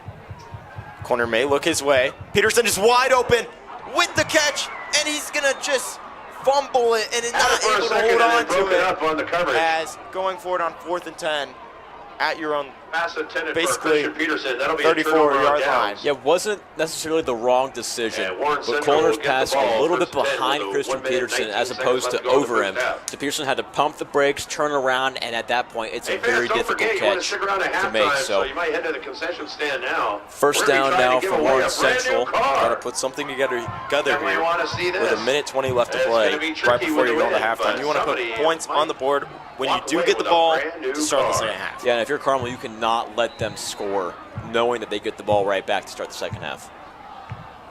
First And 10. Tucker, coming out of the blue tent, just looks not able to put any weight on one of his ankles. Quick handoff for the Warriors as they are able to pick up the first down with a minute 10 Stop left in to the play. second 2 effort will get him up to the timeouts marker left and for them actually to good work enough with. for a first down. Yeah, in this situation, there is no reason Warren Central shouldn't end up with at least a field goal here. Great field position, Jalen with McMorrow, plenty the of ball time carrier. left, 10 2 yards and a timeouts, first down so for Warren Central. a lot of offense 1 cooking minute right now left for to the go in the Warriors. half. Jalen McMorrow, who was on the carry, looks shaken up. Cannot put much weight on his right ankle. Dennison, You need them both, Casey. you do. You need both ankles. Yeah. You're right. Destin over to McMoore. Tries to find space, but gets tripped up by Drew Cannon. Around the right side. And that's going to be another timeout. So 2 timeouts left to play with. As Warren has 1 timeout left to play with. 37 seconds here left to play. Score 7-7. Yeah, Drew Cannon, like you said, made the tackle. He's one of those guys that has been such a fun story to look at this year. He started off not playing every single down, coming off the bench a little bit, but when injuries arose on this Carmel defense, he stepped up, and he was back-to-back Defensive Player of the Week 2 weeks in a row. You'll love to see it, Casey. You do 41 tackles on the season, coming into this game, 2 interceptions, looking to capitalize as a junior, and really, he's going to be that starting safety next year. Oh, definitely. He's already shown the coaches, you put me on the bench to start the season, I've arose as a star. Right, and he's one of those guys that has had opportunities. He was on varsity last year as a sophomore, playing primarily special teams. And so being built into that, he sort of has that chip on his shoulder of, sure, he's in the system, he's in varsity, but he hasn't had the respect and the playing time that he has shown that he deserves. And so this season has really been his time to show that he is that guy. And you may be going for the Hail Mary here. 41 seconds left to play. Score 7-7. Second down. You have... You don't think so? I don't think they're throwing a Hail Mary here. We'll see. Just miscommunication with the wide receiver as Dennison was not able to communicate with anyone and throws that one completely out of bounds. Bring up 3rd down. Yeah, bringing up 3rd down now. This might be a situation I think you go a little deeper. I would agree with you now. Okay. I would agree. After seeing that, I think they just were trying to pick up the 1st down. And I think there's still enough time where if you want to throw for 20 yards, get out of bounds, and set up a chance where it's a gimme field goal or go for the touchdown as they hand it off. Quick handoff to James Clark as this is where Clark continues to run. 4th down coming up. As this is 4th and 2. And they may just let the clock run out here. Yeah, we'll see. As Warren Central, you don't want to force anything stupid. You don't want to give Carmel the opportunity to come up big as a defense, as they've shown all year. 24 defensive turnovers.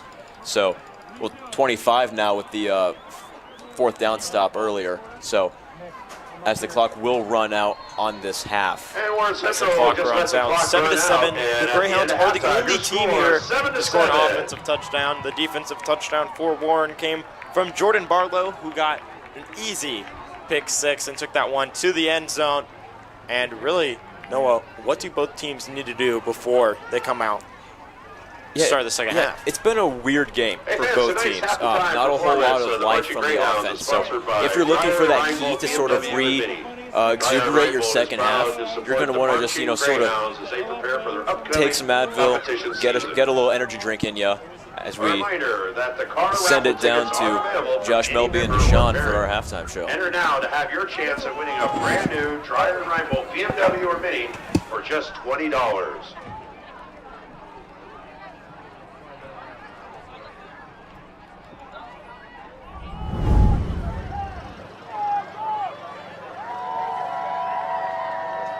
Hello and welcome back to the Carmel Football Stadium. I'm Dashuan Barnes and I'm here with Joshua Melby for your halftime show. We are currently tied up 7-7 on this chilly night of football.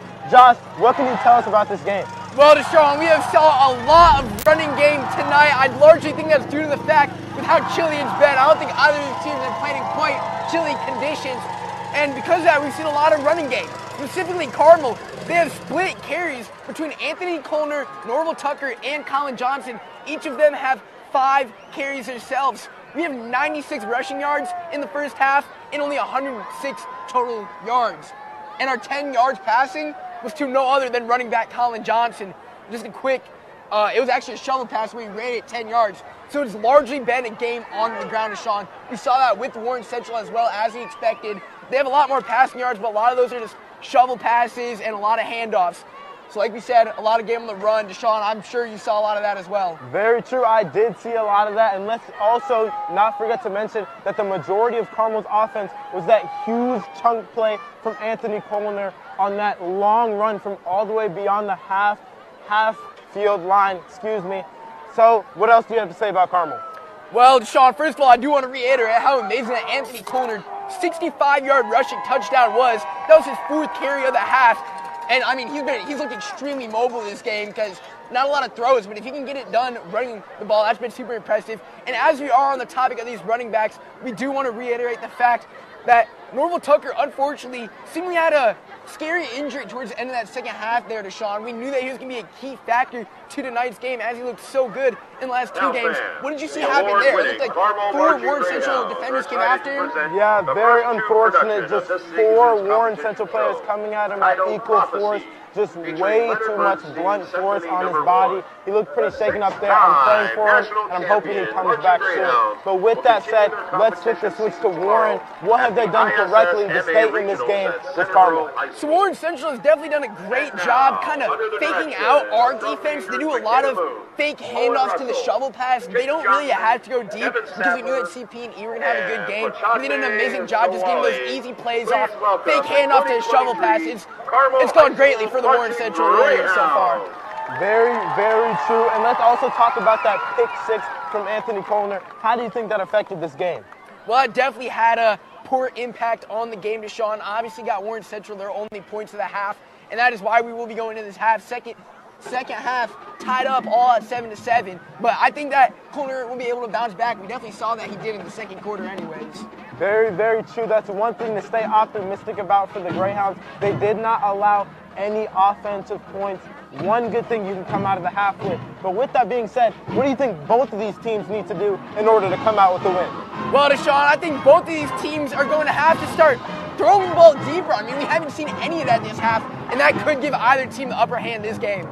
Very, very true. We did see towards the end of the half, Coler was trying to throw deep balls to Nathan Rogers. Do you think he'll continue doing that throughout this game? I definitely hope he does because the Warren Central Warriors are not able to really defend it. So I hope they do, but that'll conclude it for our halftime show. I've been Josh Melby, joined with Deshaun Barnes here on CHTV.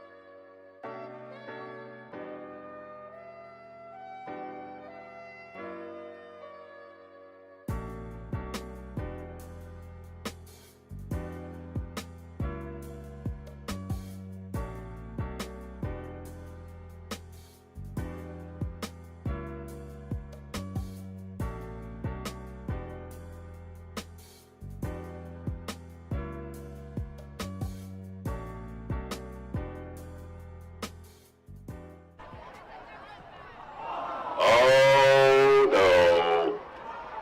Well, that'll get him a couple yards. And lastly, the field goal attempt. This attempt will be from the same spot his punt first made contact. If successful, Peter will win a fantastic prize and a Carmel new record for a 55-yard field goal. And a brand new Genesis G70 valued at over $43,000.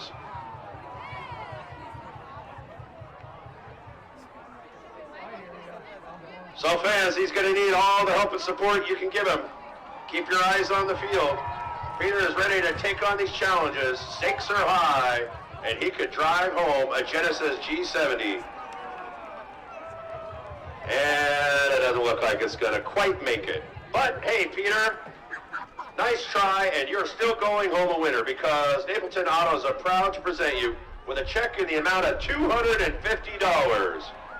Thank you for participating in tonight's football challenge, sponsored by Napleton Auto.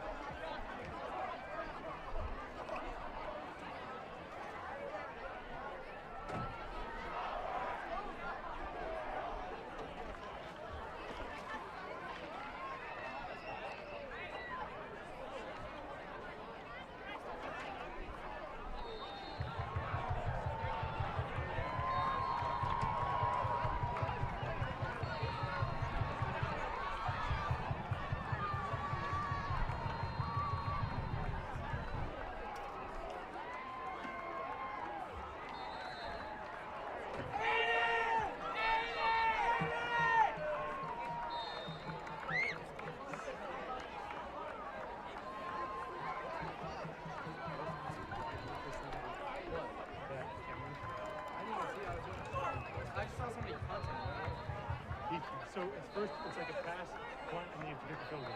He passed it, and went to like the 35 or 40. From the end zone? Welcome back. Just 30 seconds before the start of the second half as both teams are coming out to get a few stretches in. Noah, one offensive touchdown from the Greyhounds and one defensive touchdown from the Warriors. What do both teams need to do to really break this tie? Yeah, we're all knotted up, like you said. Both teams just really got to wake up a little bit. There's some sort of drowsiness on the offensive side of the ball for both teams. So sort of as we look at these halftime stats, only 10 pass yards from Carmel and Anthony Colner. We don't expect that much from him in this season, but that's very subpar. As we can see, Warren Central has had a very balanced offensive scheme. 76 pass yards, 78 rush, but a vast majority of Carmel's yardage has come from the rush. As we see, Warren Central also out-yarding the Hounds 154 to 106. And it's not a surprise, 96 rushing yards for the Carmel Greyhounds. They really rely on the run game. Right, and it's not even like you can say that Carmel has had a great game in the rush. We've seen a few big runs, but it just shows how little they've used Anthony Colner's arm so far in this game. And the only reason that number is so high is because Colner broke away for over a 60-yard touchdown. Right, so yeah, without that, it is some very small yards with a 0 on the scoreboard for Carmel as well. It is, and if you really take away that, your offense has really just put up 40 yards. Right, 40. If you think about it, in total, without that one touchdown and that one long run. But with 2 added minutes, Noah, 2 halftime score, 7-7. Really, for Warren, it's the passing. Yeah, it's well. I mean, we've seen it both teams offensively has had some issues holding on to the ball. Whether it's finding the right guys, finding the spots, dotting them up, or if it's for the receivers holding on to the football. It's been a massive mess trying to pass the ball tonight. And it's the wind. 100% has to be. It is a windy night. It is a windy night. You can kind of see the flag moving on your screen all different ways. Yeah. And that's why both teams are really relying, for the Greyhounds at least, on the run. Mm-hmm. You can't really throw the ball that you may not trust the arm of Colner. And on the other side, Dennison he's done everything he can. Right. He's using his arm, he's using his legs, getting out of the pocket and trying to make his wide receivers sit in the zone pockets and get the ball to him. Just no one's able to hold on to it. Yeah, typically you say that the quarterback is that captain. He's the guy that's supposed to put the team on his back and carry him. But so far tonight, we've really seen that show where both quarterbacks are really, with the conditions of this game, both quarterbacks have had to really embrace that role and embrace the difficulties that come with playing in a game where you can't really pass the ball. And this Greyhound team is more of a second-half team. Mm-hmm. Throughout the entire year, they really work towards, we're not going to take our foot off the pedal. We're going to have that controlled aggression. Yeah. We're going to go in for the first 2 quarters kind of slow and simple, and then you're going to open up the playbook. Right. Once you get in the second half, you open it. And this Warren team is more of a first-half team. We're just not able to get anywhere with their offense, going on it for multiple 4th downs, trying to convert on those long downs, and nothing was happening. Yeah, and I mean, we look at the scoreboard, and it's a tie game. Yardage-wise, Warren Central is blowing Carmel out of the water. But watching the game and seeing it firsthand, seeing that momentum switch, we really feel like that the ball is in Carmel's hands for the most part. That they're the only team with an offensive touchdown. They've been doing well on most aspects of the game. Warren Central has been having issues even getting first downs so far late in the second half, or late in the first half, and expected to see much of the same in the second half. And as Warren is going to be receiving the second half kickoff to start us off, 12 minutes back up on the clock, score 7-7 here at Carmel Stadium. Warren is looking to really break this tie open and make something happen, while the defense for the Greyhounds is looking to stand strong and not allow a mistake to happen. All right, fans, as we get settled in for the second half, all tied up at 7. Carmel set to kick off. Yeah, we mentioned it was a very quick first half. Not a whole lot of penalties, not a lot of passes going out of bounds. So look to see how much that will differ in the second half. If teams will still have that sort of fast tempo, keeping the ball on the ground, or if it'll be a slower second half, taking their time, finding that tempo. Boston lines up to deliver This is the start as it's a muffed kick. Quickly to the ground. Warriors are going to be picking up at the 26-yard line to start the second half. Yeah, nearly disaster for Warren Central in the kickoff unit, but quickly recovered for some modest yardage to start off the second half. Dennison is going to be leading the troops back out to the field to start the second half. And this is really the momentum shifter. If you're able to pick up where you left off and get down the field and get a touchdown in, or are you going to be like hold to where you are by the strong defense? Yeah, we'll see if Warren Central can, set that mood. If they're going to be behind the wheels changing the radio station, or if Carmel's going to be, in control here early on. Dennison with the handoff up the middle for the Warriors. Big pickup as Clark is going to be dragged down at the 40-yard line. And that's a wake-up call for Carmel's defense. Just getting back on the field for the second half and a massive first gain for Warren Central. You don't want to see that, so hopefully seeing some more alertness by Carmel's defense the rest of this drive. McMoore in the backfield for the Warriors. Dennison takes the snap. Quick handoff over to McMoore, who's been the explosive player of the game for the Warriors, picking up another first down. He's just been getting the ball in his hands and making something happen. Yeah, we talked pregame. James Clark and Karen Twyman really being the big running backs to watch. But McMahon has stepped up. He's been that guy that we've seen all night, producing massive rush plays for this Warriors team. As he stays in at the backfield. Dennison takes the snap. Another handoff to McMoore as he tries to bounce it off. Bryant is going to be able to take him to the ground. As Bryant, we have not called his name much in the first half. And finally, his first real tackle by himself in tonight's game. Yeah, Artie Bryant was babied a little bit going into this game. Not overly expecting him to play, sort of seeing if he'll even get playing time, but great to see him in here and making an impact. Dennison waits for the snap. 2nd and 5 for the Warriors. Takes the snap, handoff quickly to Clark. And Clark's going to not be able to pick up the first down, so 3 yards to go. So that's going to bring up a 3-and-3, 2-yard gain. Carmel a chance to bring up a fourth down on the first possession of the second half, as Injury appears to be an injury here for Carmel. That is not good. That may be the sophomore Will Massey. Cannot tell. Well, his number is really kind of tightened up. You cannot tell who it is from up here. But walking on his own and seems to almost be reluctant to come out of the game. So he was holding his right shoulder. Yes, when he was down on the field, but it's not good anytime you see someone try and go onto the field and make something happen. 3rd and 3 now. 3rd and 3 for the Warriors. Clark in the backfield. Ball at their own 40-yard line. To the left of Dennison, one to the right. Dennison takes the snap over to Clark. Clark has space at the 30. Tries to make a man miss and is going to trip up and go down at the 27. Yeah, seen some action from Clark here in the second half. We didn't see necessarily a whole lot of massive yardage from him in the first, but great to see him, waking up, getting the plays that he is expected to make for this Warriors team.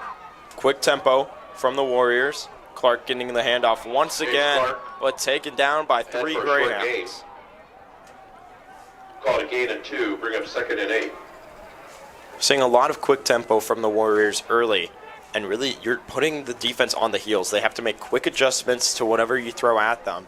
And if you're able to call 3 or 4 plays on really that one stoppage where you have 40 seconds, you can keep the defense guessing every single time. Yeah, and Warren Central's doing what we saw from Carmel in the first half, is just chipping away, getting those modestly big enough gains per play, just getting the first downs and keeping the chains moving. Dennison's going to keep it, and a great one-hand snag quickly by Chaz Corley, as you do not see that often. Yeah, that caught me off guard. I don't know about you, but that was a exceptional play by Corley. So bringing up another first down for Warren Central. You do not see that every day. He's been the go-to guy for that wide receiver position in tonight's game. Dennison and Corley's chemistry has shown in tonight's game. Dennison with Clark in the backfield.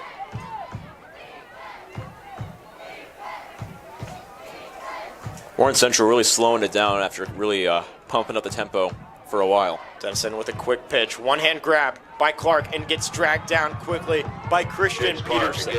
Very choreographed play by Warren Central there. Everybody on that field for Carmel and on the sideline knew where it was going, and they were able to surround him and stop him before he could gain anything noticeable. They must have all been going to the same dance class to figure that one out. Mm-hmm.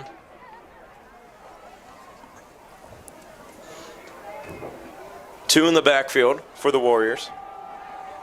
Williams is sent out, drops the pass. Going to be called a fumble on him as Bryant is going to take him to the ground.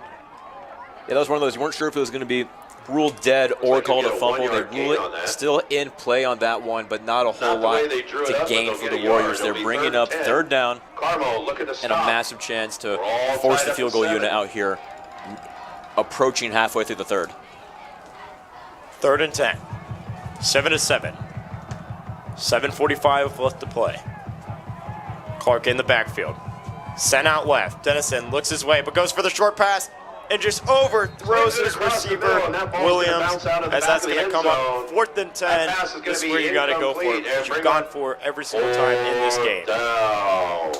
Yeah, you say that. This is a very easy field goal, I think, for nearly any high school kicker in the nation. So looking towards the sideline, I guess they are going for it.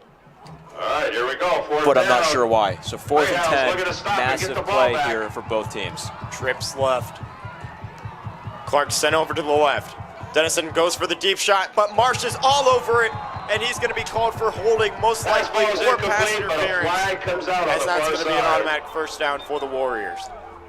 Yeah, an easy call, but you still hate to see it on 4th down. You don't want to give the other team any sort of advantage, and that was a free first down given away by the Carmel defense. You could kind of see Marsh was already kind of looping around the wideout and was able to just put his hand in the passing lane, but if you're already around him, that's just going to be called every single time. Interference is the call on the defense. So that's going to set up, I believe, a first down for the Warriors, so they're just going to reset where they left off. Yeah, and really just changed the narrative of this drive. Went from a 4th and long where the Warriors needed to convert for 10 yards to keep the ball in their hand, and now it is a massive switch and a lot of momentum going their way, hoping to score. 4th and 2. But it'll remain 4th down. Now 4th and 4. So they placed the ball at the spot of the foul. Stop. Carmel needs a stop. So bringing up 4th and 2. McMoore's checked in at the running back position for the Warriors. Dennison looks confused, looks over to the sideline as the play clock is going to be under 10. They'll reset it, looks like. Starts on the signal. Ball at 4th and a long one. Ball at the 9. Greyhounds looking to stop. 4th and 2. As the Warriors are able to pick it up, and just like that, they are able to get a touchdown in this game. Jalen McMoore into the end zone to give the lead to the Warriors. Yeah, first offensive touchdown by Warren Central tonight. Not the way you want to see it. 4th down in the red zone.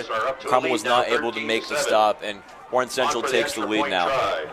And this is what your field goal kicker needs to put it up through the uprights. 1 for 1 earlier. Could continue to extend this lead from 6 to 7. They keep forgetting he's left-handed or left-footed. Snap is good, hold is good, and the kick is good. As that is a 7-point lead for the Warriors. 7:28 left to go here in the third quarter. Yeah, and the Warriors ate up a lot of time in that possession too, which is something that you want to see with these two teams sort of treading in the mud so far this game offensively.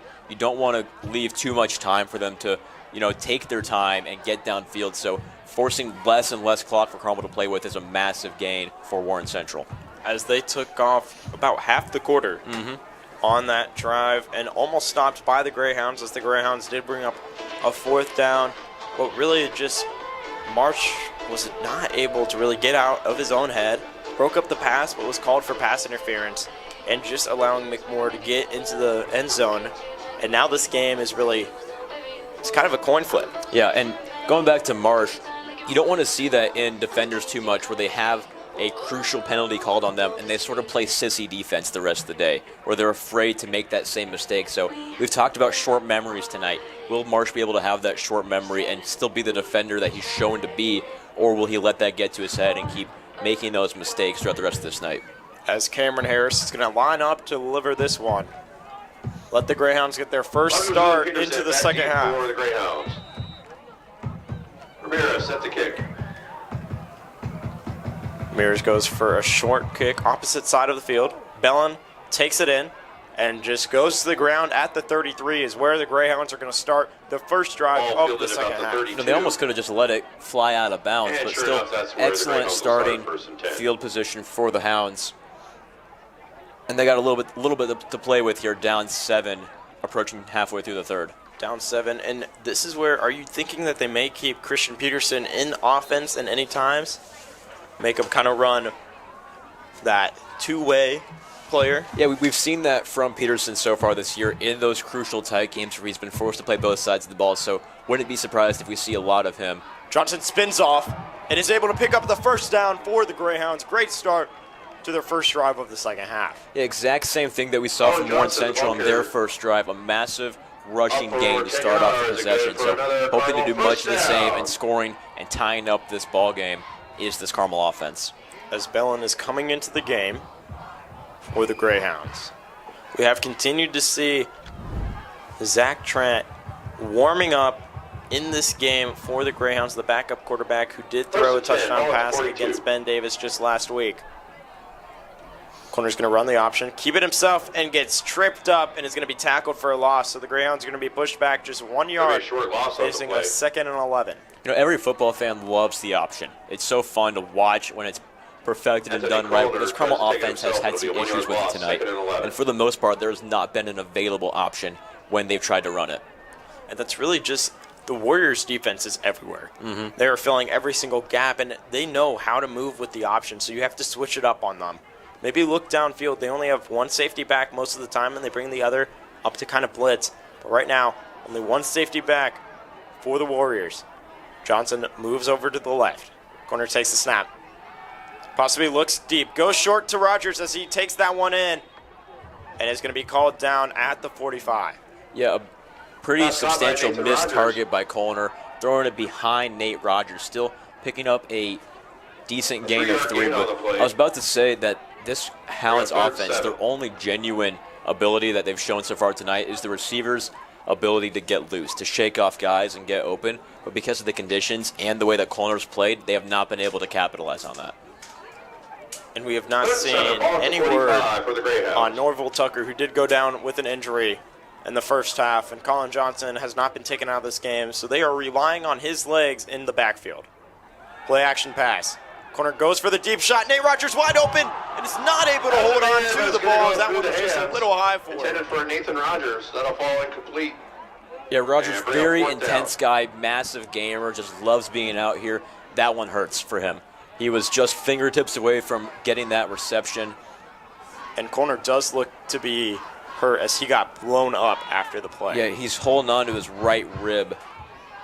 This may be the action for Zach Trent to get into the game. Yeah, he is. Zach Trent right now is anxiously getting loosened up right now, almost in a quick jog on the sideline. Strong punt from Plaszczyk, and this is going to set. Checking out that Greyhound speed. Great. Gonna stop it inside the 5. Really bad field position. And that's where they're going to mark Four. it, just inside the 5-yard line. The Warriors are just inside the 5-yard line is where they're going to be able to start this drive. Great punt from Plaszczyk. Yeah, going back to Zach Trent, we've seen him warm up so far tonight, but it's been a very relaxed pregame sort of low-energy throwing. But as soon as he saw Colner grabbing those right ribs, he has been full of energy. He is 100% loosened up and high adrenaline, hoping to come into this game and see what he can do for his team. And this is the difference between the two quarterbacks, Zach Trent and Anthony Colner. Zach Trent can make some throws. Colner's more accurate for the Warriors. and is able to use his legs. Just Trent has more power. It's going to be a quick handoff to Clark. Clark's going to take it down quickly and be not called down. McMoore, as he was not called down and is able to pick up the first down as the chains continue to move down the field. Yeah, somehow able to stay on his feet there and just picking up the first down. I thought he was down after about 4 yards, but able to spin out of it and keep going. As McMoore is going to stay in the backfield.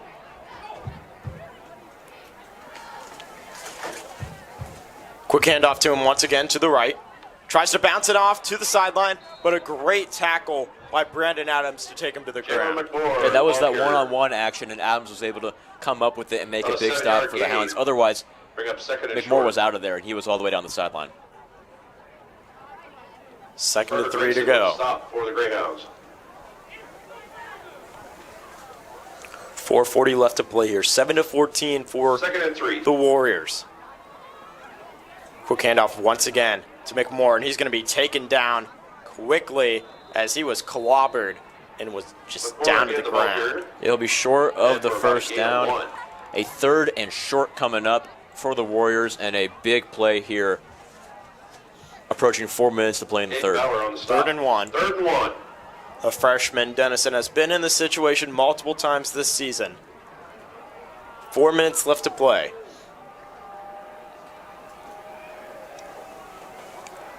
Greyhounds defense looking to stop. Low snap.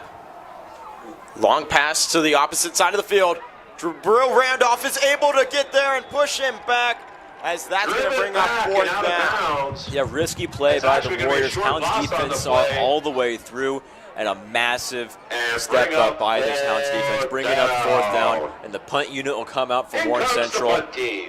Something we have not seen much tonight. Yeah. But they have been running a lot of fake sets, so we may see something like that here with a 4th and 2. Anthony Colner is back up off the bench. He put his helmet on, but Zach Trent is also talking to his offensive coordinator, so 4th and short. a lot of uncertainty on who's going to be quarterbacking this next Carmel drive. Rogers and Peterson back deep for the Showing Greyhounds. fake, As always. like they normally do. High snap. Big punt, but that looks just to be sky high. And it's going to jump backwards as A high punt, this and is the a Warriors going to great jump on it. area for the Greyhounds to come out and make something happen. A punt of only about Corner 8 looks to come yards. back onto the field for the Greyhounds. Colner appears to be all right. Those Carmel right set up ribs with are not good bothering him field too position. much to not play this football game. And 1st and 10 if you're at a the quarterback, 37. you have that itch. You're only down 7. It's starting to get late in the game. Even if those ribs are hurting you, you want to be out there. You do, and that's really the love of the game. Oh, yeah. Either you love football or you don't. That's the thing for these players, and if you want to play football, you better love the game. High intensity, every single play. Yeah, a lot of sacrifice, and especially of your body. 1st and 10 Seeing at the Anthony Warriors Colner 37. go down, he was in a lot of pain, but he loves it too much to not play. Corner rolls out right. Tries to make something happen. Goes for just a lob out of bounds while no one was open. Pass is going to sail out of bounds. Bring up 2nd and 10. And he appears to be feeling all right, able to run out of the pocket. It's good to see, but he may have just gotten the wind blown out of him. 3:15 left to play in the 3rd quarter. Score 7-14, not 17. Game would be a lot closer if it was 17-14, yeah. Yeah, it would. 2nd and Huge 10, drive here 3:15 for left Carmel, to go hoping the to 3rd quarter. tie up this ball game Greyhounds down going by into the 7. 4th quarter. Colner's still on the field as quarterback. 2nd and 10. Corner goes for the short pass to Rogers. Tries to make the linebackers miss and works his way upfield past the Rogers on 40. reception. This is where you need to Ahead of capitalize a on great short starting gain of about position. 3. Yeah, and Rogers had terrible starting position on that play, but able to make a few guys miss and pick up some positive yardage. You don't see that out of ordinary wide receivers, but Nate Rogers has been that guy so far this year. 3rd and 6 to go. Bellin comes back onto the field. He's been the go-to guy for those red zone targets. Yep. He's been the guy that Corner looks to almost immediately. 3rd and medium here. No safeties dropped back. Blitz is shown. Corner takes the snap. Hand off to Johnson as he's just going to be blown up in the backfield. I would have passed it in that situation. Yeah, I would have too. Colin And I mean, Johnson up the middle. Colner has shown that he's not No gain on necessarily the a play, strong bring up passing 4th down. quarterback. But in those short gains of Marcus 6, Bell he's able to stop put the for the ball where Warriors. he needs it. So that's definitely a situation where you want to see him throw it, as it looks like they're going to go for it here on 4th down and 6. I would go for it in this situation. 100%. And you have to pass it here. You have to. Either that or you roll Corner out and hope that he can pick it up with his legs. Yeah. But you risk him taking a hit. And for him really shaking 4th up on the down sideline for the earlier, Greyhounds. Looking to it keep the depends on chains moving. what happens. But you have Christian Peterson back out there.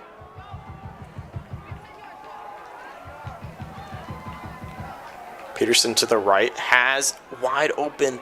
If Corner's able to roll out right, goes for a long pass to Peterson, and is not able to place it correctly on the sideline, as Greyhounds could not capitalize on great field position. Yeah, and we've talked about how Anthony Corner is not a strong passer, but the issue tonight beyond that has been the offensive line. Corner hasn't been able to have the time that he needs to be a passer that he can be, because we have seen him pass the ball effectively, but he's shown to be a subpar passer when he's not given the time, and he's forced to scramble and forced to find guys in an emergency situation as opposed to a comfortable situation. Make sure to check out the Carmel Athletic And this is at the 33. The Warriors coming back onto the field, picking up a touchdown just the last time they were out. Looking to repeat. 10 for the Warriors. Quick handoff to Clark. Does not go into the hole, and Massey is the first one to take him to the ground. Yeah, about 90 seconds to play here in the third, and a chance for Warren Central to take a 2-score lead going into and early into the fourth quarter, which would be a massive blow on the morale and momentum of this Hounds team. And the Hounds are a team that normally wins at home games, 3-1 at home, while for the away team, it's a bad rep. Yeah, both teams have been strong or weak in their own respects in this current situation. Carmel, a very strong home team. Warren Central, a very weak road team. We've seen a very tight game so far tonight. And off to Clark to go right. And taken down once again by Jimmy Winbush Jr. And again, a short gain on the play. Yeah, Winbush, a guy that we don't say super often, but when we do, it's important. He's a guy that knows the weight of the situation and can step up time and time again. Winbush Jr. with a stop for the Winbush Greyhounds. having 17 tackles last game to give him Defensive Player of the Week for the Greyhounds. Greyhounds looking to stop. Greyhounds only rushing 3. Rolls out right, and ball's on the ground.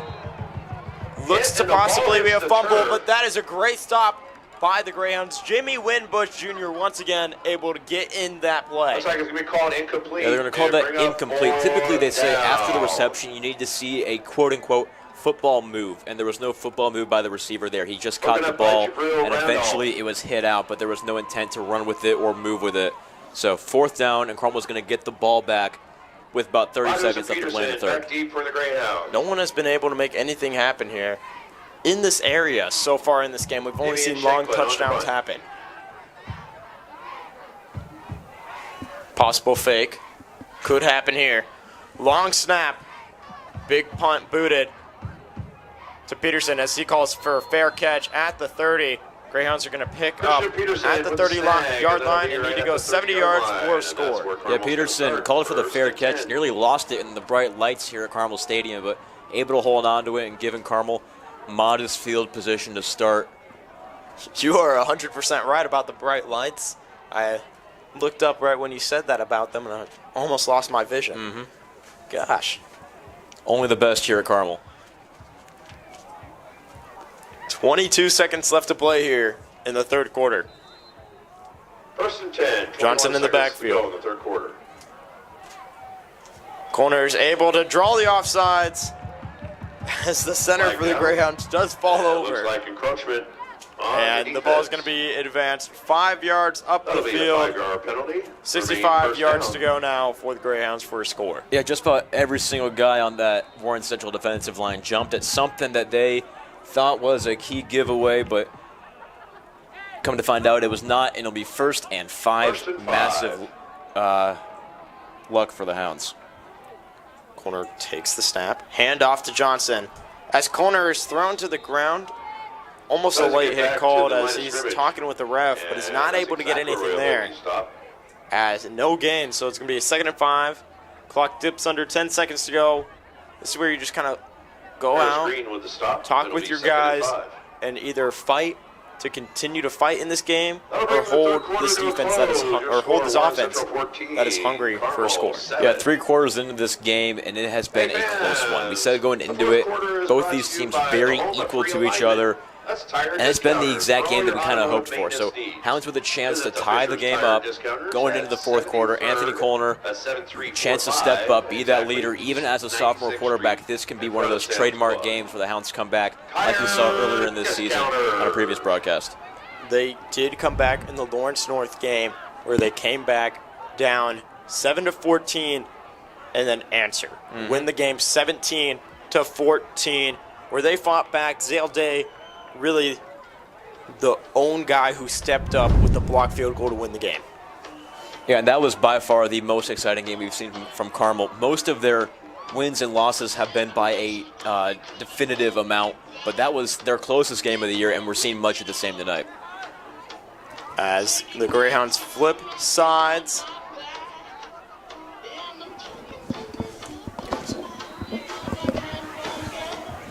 "12 minutes here left to go in the entire game. Score 7-14. Greyhounds are looking to send their lonesome fans home happy with the score here tonight." Yeah, you can count the fans here on probably two hands right now, but they are full of energy and eager to see a Hounds win. As the play was blown up by the Warriors defense to send the Greyhounds back with another loss. Loss of 1, 3rd and 6 coming up.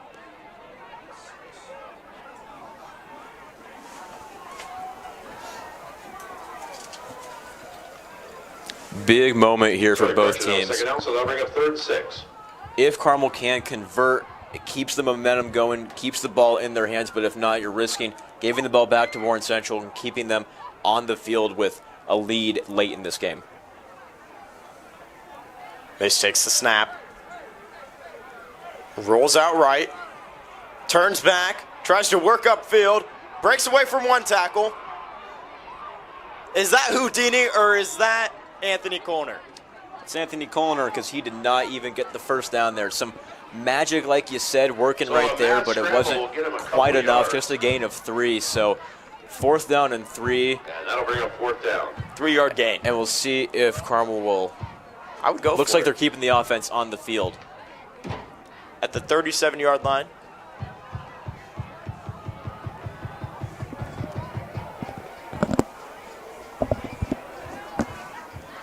Corner's been able to draw them offsides once. Looks to try and do it again. Timeout call. This is where you bring the punt team out now. Yeah, that was. It's a circumstance where you might go for it. It's a short gain late in a pivotal one-score game. However, maybe not in that spot on the field. And so Carmel takes the risk. They try to draw them offsides and are unable to. So they'll send the punt unit out with just over 11 minutes to play here.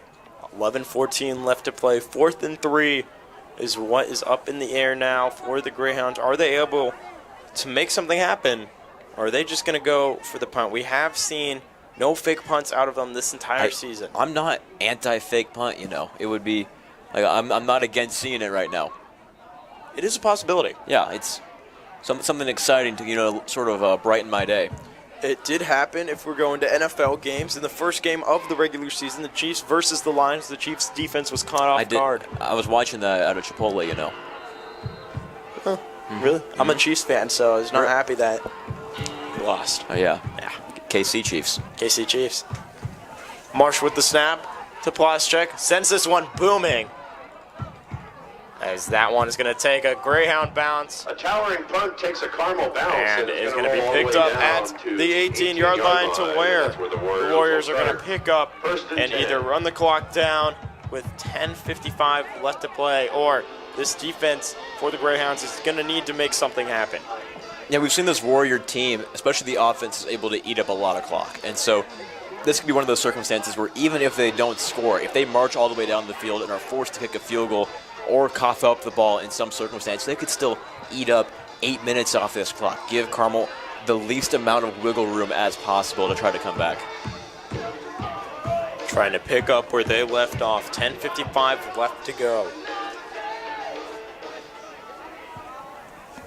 Twyman takes the ball, finds a gap, and is able to push what felt like bad field position up to now great field position up to the 35 as he looks hurt after that play. Yeah, you're right. He appears to be slow to get up, but like you said, a massive play to open up the drive. We've seen that all throughout the second half. Is opening plays to start a drive have been big, and they've been tone setting. So seeing that from the Warriors is a massive, you know, sort of punch in the teeth to this Carmel team, trying to keep them in their own territory, slow it down, but it's not what you want to see, either as Carmel's defense giving up yardage or Warren Central risking the injury of your running back. never something that you want to see any player down there on the field being injured. It's always just a sad sight for any players. Norval Tucker, who was injured earlier in the first half, is on crutches and it may just be a sprained ankle. To shout out one of the football managers here at Carmel High School, Andrew Garrison, does so much for the program. You know, he was manager of the week recently, I saw. Was he really? Yeah, and he's really putting in the work. We can see him running, appears to be a cable from the locker room all the way. He's actually a big defensive guy. I've heard that. And a big film guy, I've heard. Yes. Him and I sat down, had a great conversation about which teams he thought were going to make it out of the sectional and win state. Really? Yeah. Yeah. You know, we were sat down.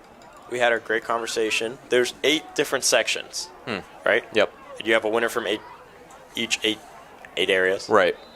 But you have to go and win back-to-back games, and it's really which team is able to hold a win streak longer than the other. Clark in the backfield, takes the toss. McMoore. McMoore works his way upfield. As to take him down is Bryant to be one of the first people there with Winbush. Yeah, big game for McMoore. And again, not what you hope to see for Carmel, as McMoore appears to be hurt. McMoore grabbing that hamstring. He was hurt earlier in the game as he was limping, but stayed in, and I think it's just gotten to him. Back-to-back injuries for the Warriors. Yeah, and we mentioned earlier in the game, the Warriors have a very deep bag when it comes to guys in those skill positions, but back-to-back injuries will really dampen the mood on that feeling of having a lot of availability. So it'll come down to a shorter list of guys of who they'll be able to turn to late in this ball game. And we have seen multiple running backs back in the backfield for the Warriors. We've seen them rely on multiple guys, so it's not new to see someone new back there. Right, and that's the benefit of being Warren Central, where you have that vast variety and that great supply of guys, but you also don't want to be limited to just your last guy. Absolutely, but as McMoore is getting checked out on the field, we have not seen Anthony Conal really struggle after being hit earlier in this game with the rib injury. Right, yeah, he was hit, grabbing his ribs, but since then we've seen no signs of pain, and if he is feeling it, he's not showing it to us. So either he's good to go or he just wants to stay in this game too much to show it. And you kind of feel bad for Zach Trent. He was all ready, all warmed up. I was very excited to see him get in there. No hate to Anthony Conal, but No. Zach Trent was completely ready to step in and kind of lead the team if he was needed to. Anthony Conal is really just fighting through it. And it may just be bruised ribs, but as McMoore is able to walk off the field on his own, a great sight to see, but is going to be continue to be checked on. Yeah, and a little bit of a wobble in his step as he makes it off the field.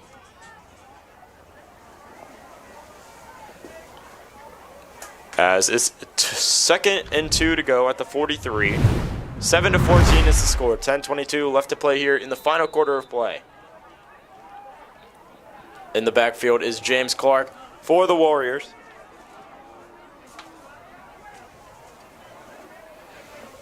Second and short. Dennison has 3 to his left, 1 to his right. Play clock dips under 5 to snap the ball. Takes the snap to Clark, tries to work his way up. Able to break one tackle, but gets taken to the ground by Will Massey quickly. Yeah, he'll be just short of the first down, and this is a situation where we have seen Warren Central excel. Is 3rd and 1, being able to not even worry about that 4th down in the short yardage thirds. They've been nearly perfect tonight. 3rd and 1 to go. A stop here for the Greyhounds is needed to stop this drive.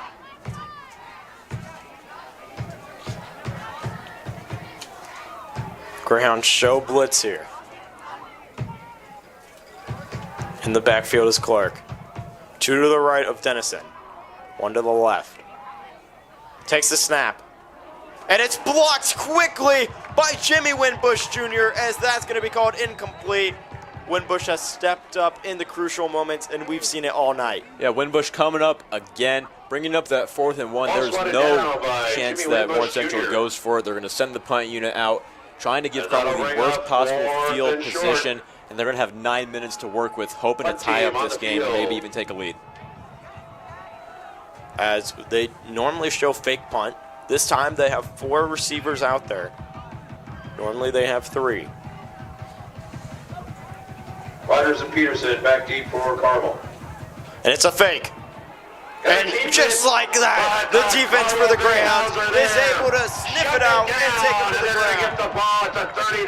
Massive step up by this Hound special teams. We've said before they are a cornerstone of this Hound squad. They've had some blocked punts, some blocked kicks, stepping up time and time again, and that is a massive chance for the Hound special teams to come through as they have. And the offense needs to capitalize on good field position. They have not done that throughout this entire game. Nothing has been able to click. Only the long run from Coyer where his pocket broke down to really open the game up. Yeah, almost surprised that Warren Central went for it because you have the lead, and you can force Carmel back into some terrible field position, or you can give them the ball in your territory instantly. And a big loss for the Greyhounds as Johnson seems to be a loss of what I think is 9 yards. Donovan Dudgy with the sack. Yeah, we've mentioned it's a lot of strong rushing to start drives, but in that circumstance, the complete opposite, some negative yards for Colin Johnson. So 2nd down and 15 as the clock continues to tick under 9 minutes. 8:30 left to play here in the final quarter of play. 7-14 is the score. 2nd and 15 to go for the Greyhounds. Need to make something here. Play action pass. Coyer tries to drop back. Pocket is open. Rolls out right. Uses the stiff arm. May use his legs. Goes for the deep shot to Rogers. Has Rogers, but Rogers is not able to pick up the pace and track the ball as that one sails out of bounds to bring up 3rd and 15. Yeah, that's one of those plays. Both guys do a great job. Rogers and Coyer both do their job despite the pocket collapsing. Coyer gets away from a lot of tackles, gets the ball loose. Rogers picks it up and is so close, but it is just too far away. And you've been seeing more of the deep shots from the Greyhounds lately in this game.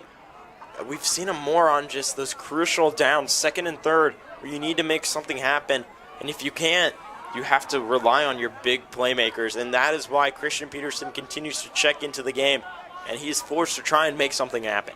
Yeah, Peterson back on the field. He has been an offensive threat we've seen time and time again throughout this year. So look for him to be an open receiver because he's faster than nearly everybody else in that field. Rushing for a touchdown, passing for a touchdown, interception for a touchdown. He can do all of it. Peterson in the game. Trips left for Coyer. 3rd and 19. Coyer takes the snap. Has time. Steps up. Tries to use his legs to pick up the 1st down. And he's able to. Breaks to the sideline and gets taken out past the 20 as he is showing that he is a guy to mess with in tonight's game. An excellent effort by everybody else in the Hounds offense, not drawing any flags. Being able to give Coyer space that he needs to run without holding on to too many guys. So excellent work all around by this Carmel team, and they're cooking now in the red zone. And if you have to rely on a guy who was what seemed to be like almost his last play just moments ago in this game, and now he's able to pick up the 1st down in a crucial time. 7:58 left to play, 7-14, ball on the 20. Trips left, Peterson is still in the game for the Greyhounds. Gets the ball in his hands, tries to make something happen, works his way upfield at the 10, reaches for the end zone, waits for the call, and it's a touchdown for the Greyhounds. Gets the ball in his hands, tries to make something happen, works his way upfield at the 10, reaches for the end zone. What can't Christian Peterson do? He can do it all, both sides of the ball, stepping up offensively tonight, and we have a chance for a tie ball game. I think all he needs now is a kick return for a touchdown or a punt return for a touchdown. You would love to see that, Casey, but he has it all basically. Something that has occurred to me is that because of the failed fake punt and because of the excellent field position that Carmel started out with, there is so much time left on this clock as Plaschek's kick is good, of course. Why wouldn't it be? So 7:51 for Warren Central to play with, and they've shown time and time again they're able to eat up that clock. If they want to take all 7 minutes and 50 seconds and leave 1 second to kick a field goal, they're totally capable of doing so. So as much excitement as there is for this Carmel team, there's a lot still to do with a lot of time left in this game. And like you said, still a lot that could happen in this game. A lot of time is left on the clock. 7:51. We saw in the third quarter Warren take the entire half quarter to really put a drive together and score a touchdown. And since then, no such thing has happened. But we have been seeing signs of life from what seems to be a dormant offense here from the Greyhounds. They have really exploded to make something happen here in the fourth quarter. Yeah, and the excellence of this Carmel offense tonight has been in the unconventionalness, where you've seen first Colner use his legs and get a massive pickup. That doesn't happen too often for him. And then you see Christian Pearson into the game as an offensive player. That doesn't happen too often, but he's able to make the play. So it's the guys that aren't typically there that are stepping up and making the plays you don't expect from them. And I would compare Christian Peterson to a Travis Hunter. Yeah. He really does it all. I think he's better. Travis Hunter? Yeah. Yeah. There you go. Yeah. Applause check tries to lay this one possible. Another touchback. Taken in at the 9. Past the 20. Not dragged down as this is a chance. Block in the back is called. And a big swung down by Evan Sailors to bring Williams, the ball carrier, down. But there's a flag on the play. I think it was just evident on what happened. Push, block in the back. Yeah, I agree. And if it is called that way, it just shows more evidence that this game has been determined by penalties. Warren Central has forced way too many penalties for their own sake, and Carmel's been able to. It's holding on Warren Central, but it's shown the weakness of this Warren Central team and their possibility of drawing way more penalties than Carmel's been able to tonight. And after a great return, that's going to set back the Warriors to try and make something happen here at the 13-yard line. 7:40 left to go, and this is a tie game. Yeah, all knotted up here, 14 apiece, 7:40 to play. It's real exciting, Casey. This game is going to come down to almost a nail-biter once again. It feels like almost every single game held at Carmel Stadium comes down to a single score. Dennison takes the snap, handoff to Clark, works outside, and is going to be swarmed by a bunch of Greyhounds, but there could be a flag on the play. I did see a possible face mask. Yeah, I saw a flag on the field. We'll see Carmel defenders. What they decide it's for. It could be either holding or a face mask on the defense. You saw a face mask? Yep. Okay. I could be completely wrong. No, I mean, if you saw it. Don't trust my eyes compared to the refs that are down there. I typically trust you more than I do refs. I appreciate that. I very much appreciate it. Our referees do a great job here at Carmel Stadium. As it is a face mask call. Face mask on the Greyhounds. I need to start tallying how many I get right compared to how many I get wrong. I would say the amount of wrong is quite high, but but if the amount of right is higher than the amount of wrong, then you're doing all right. If I am above 50%. Speaking of above 50%, I want to remind you that if the Hounds win tonight, they lock in that winning record on the season, and we would love to see that. And that does. The next game for Warren is Christian Brothers College. Ball at the 35. Dennison takes the handoff over to Clark. Works his way up the field, but is going to be stuffed quickly, almost like stuffing a turkey on Thanksgiving. Yeah, Thanksgiving, a time of year both these teams want to see.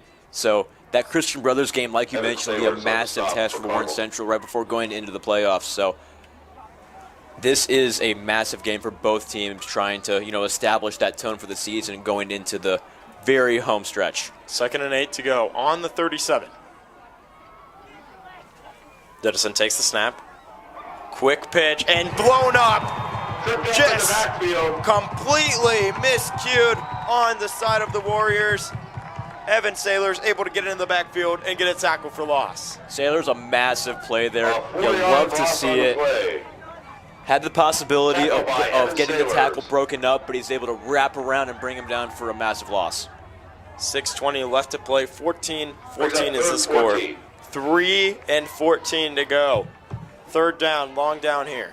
Dennison with Clark in the backfield. 3 to his left, 1 to his right. And Bryant is going to be called for the false start. The neutral zone infraction. Flag down.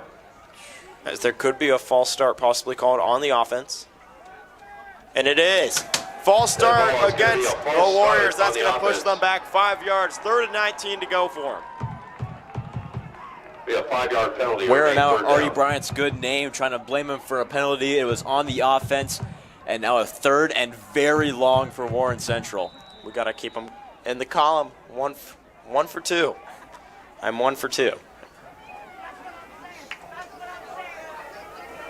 As it looks to be the same play being ran. Clark is most likely going to be motioned out left. 3rd and 19. Dennison looks to Clark. Long pass over to the opposite side of the field and blown up by Jabril Randolph. As Jabril has stepped up in clutch moments all season. Yeah, so many Hounds on that side of the field. With the tackle. And you'll notice that Warren Central's strength on that drive is they ate up nearly 4 minutes. And the clock continues to run.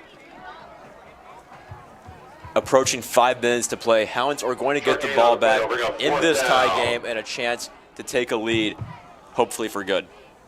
5:13 left to play. Fake punt was used. I don't think they're going to go for it. Yeah, they'll go for it here. 5 minutes left to play. 14-14 is the score. In the punt. 4th and 16 to go. Big punt is called upon here. Over to Rogers. Goes for the fair catch. Takes it in near the 35 at, I believe the 37 is where the Greyhounds are going to start. Possibly one of the last drives all game. All be at the 37. Yeah, so like I said, at the 37, looking to gain around maybe 40 yards, a little bit more possibly, to get Ploschek onto the field to kick that game-winning field goal. We know he has a very strong leg, very accurate. He's been perfect all year. So you don't have to necessarily worry about making it a chip shot for him. You can trust him. You can expand his range a little bit. So just under 5 minutes to play, Hounds have the opportunity to go home happy. Most of the fans have gone home here in Carmel Stadium, leaving the ones who have stayed with a happy taste in their mouth. Handoff over to Pollard. Pollard has space on the outside and is able to pick up the first down for the Greyhounds. Flag is thrown. On the pass reception. We keep saying that, and I'm starting to get tired of it. We'll see. I believe it's a holding call on the Greyhounds. That would make the most sense. I'm going to put another tally up. 2 for 3. Waiting for the call. Completely wrong. I believe that's a chop block. Still on the offense, so you got that going for you. We'll give you a half point. Appreciate it.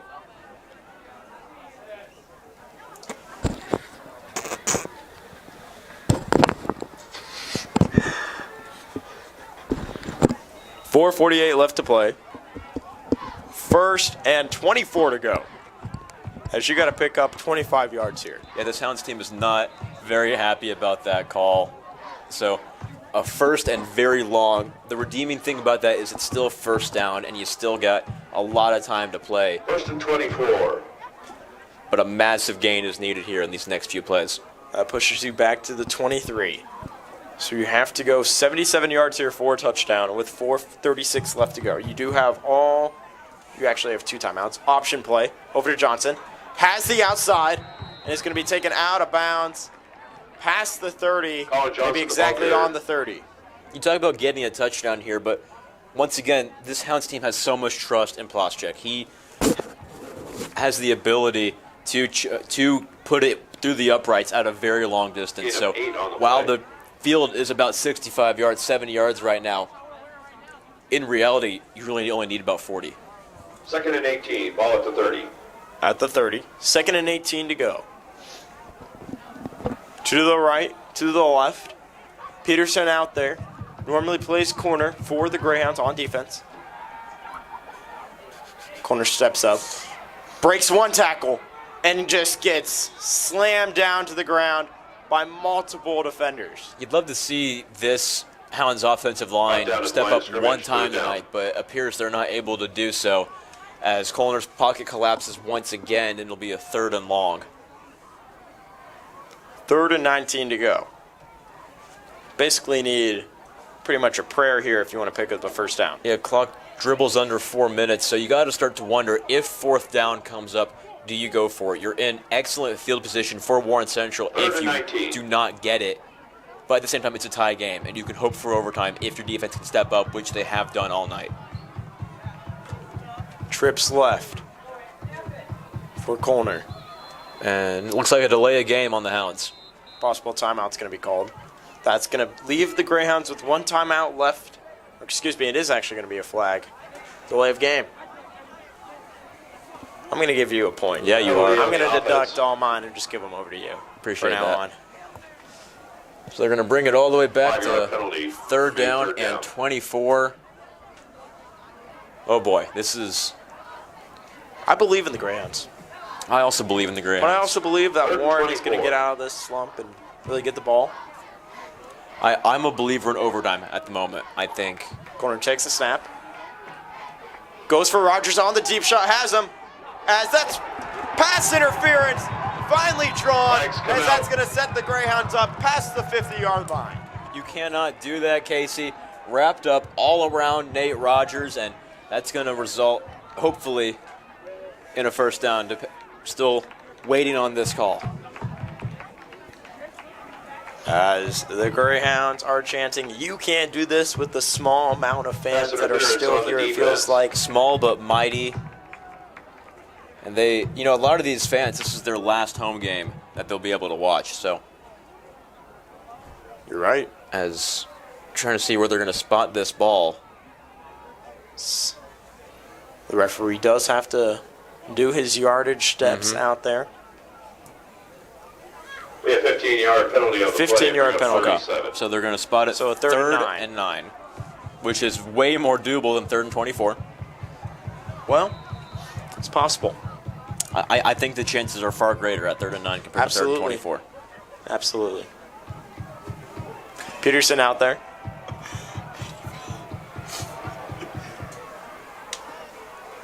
Corner takes a snap. Looks for the deep shot to Peterson. Has him wide open. Drops through his hands. As this is going to bring up Pass 4th and intended 8 for Christian for the Peterson. Greyhounds. What's the deal tonight with these Hounds receivers not being able to hold on to the ball? I would say everyone can't hold on to the ball. Nobody's able to catch a football tonight as the Hounds send out the punt team. 4th down and 8, and Christian Peterson had a touchdown in his sight, and it ends up going to be a punt down towards Warren Central. 3.5 to play. Perfectly placed ball. Perfect. Elite ball placement That's by Anthony Colner. by far the best pass we've seen from him all season down the field. Over 20 yards. Punt team is out. Low snap to Plaszczek. Boots this one. Hoping for a Greyhound bounce. And the Greyhounds get one taken in at the 20. As the ball's out. The ball is on the ground. Both teams are fighting for it. Ball comes Carmel out. says that they have it, waiting for the signal from the referee. Carmel says As the they Carmel have it, Greyhounds and they are do. getting every single drop from Greyhounds luck take over. in tonight's game. First and 10 at the Everything's 30-yard coming up. line. Greyhounds tonight. Hounds in excellent field position, just over 3 to play. And at this point, you got to keep the ball on the ground. Give the time that you need for Chase Plaszczek Jarrett to with come a out fumble here recovery. and send this game to its end.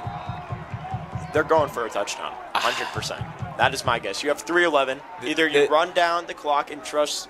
Your field goal kicker has not been in 3 minutes this to moment go. like All this tied up before. at 14. First and 10 at I the don't 30. trust Carmel's offense quite enough to be in this moment looking for a touchdown. Tries to run the ball up the middle to Johnson. Not able to pick anything up. Colin Johnson, the ball carrier, ahead for 4 yards. Bring up 2nd and 6. 4 yards. Better than 0. And 2:50 left to Shake one go. on the stop for the Warriors. Now here's the thing. If the Greyhounds score here, the Warriors have all 3 timeouts. right. But I think that's going to be Carmel's first priority is to eat up a decent amount of clock. Peterson's going to stay out there. Option to Johnson. has space, works up the sideline, and a flag is going to be called. As Rogers was actually decked on that play as well. Almost looked like Simone Biles, most recently her winning gold medal, as he really got flipped up in the air. Yeah, two things going wrong there for Carmel. The first, obviously, is the flag. The flag will bring him back a little bit, excuse me. But secondly, Colin Johnson took the ball, had some space to run, but ended up going out of bounds. And it's not what you want to see in this circumstance. You want to see him stay in bounds, keep the clock running, as opposed to going out and stopping it. And you're really just trying to get out of the field goal range now here, as the Greyhounds are just practicing some snaps, really trying to get the hold down perfectly. You're at the 27. Need to just move up a few more. 2nd and 7 to go. 2:28 left to play here. Tie game, 14-14. One team's looking to become 500, while the other one is fighting to make sure that they have a winning record to end the season. Peterson in motion. Handoff to Johnson as he gets clobbered and swallowed and spit out pretty much by this defense. Yeah, Carmel keeping the ball on the ground, bringing up 3rd and 9. I think at this moment you are in Ploschek's range. And so do not give me that face, Casey. He can hit it. The wind has gone down substantially compared to earlier, and I think they'll keep the ball on the ground once again with 3rd and long. 2 minutes dipping under the clock. Ploschek's longest field goal this season is 41 yards. This will be lined up for about a 40, 46. For it. False start. As massive false start. Flag comes out as a play stop By Donovan Dungy as he tried to pull Troy Polamalu and tried to get the snap right on time and break through the offensive line and sack the quarterback. Yeah, big time offside call break for this Hounds. Anthony Colner gave him a little hug after he approached him after that play. So bringing up 3rd down and 4. And if you keep the ball on the ground, pick up that 1st down, it is a massive swing in your direction. Because if the 4th down is brought up, you kick the field goal, yes, you have the lead, but there's still a minute and a half to play for Warren Central to come back. If they can get a 1st down, that keeps the clock ticking down and pushes momentum way more in your favor. 1:47 left to play here. 14-14 is the score. The Greyhounds have been in this situation multiple times this season. Need to find something to really light the spark here. Great field position at the 24. 4 yards to go for a 1st down. Already in field goal position. Corner. And another false start is called once again by Dungy, who just passes, and that's going to set up 1st down for the Greyhounds. Yeah, Warren Central just can't find a way to stay onside. So another penalty is going to bring Carmel into 1st down.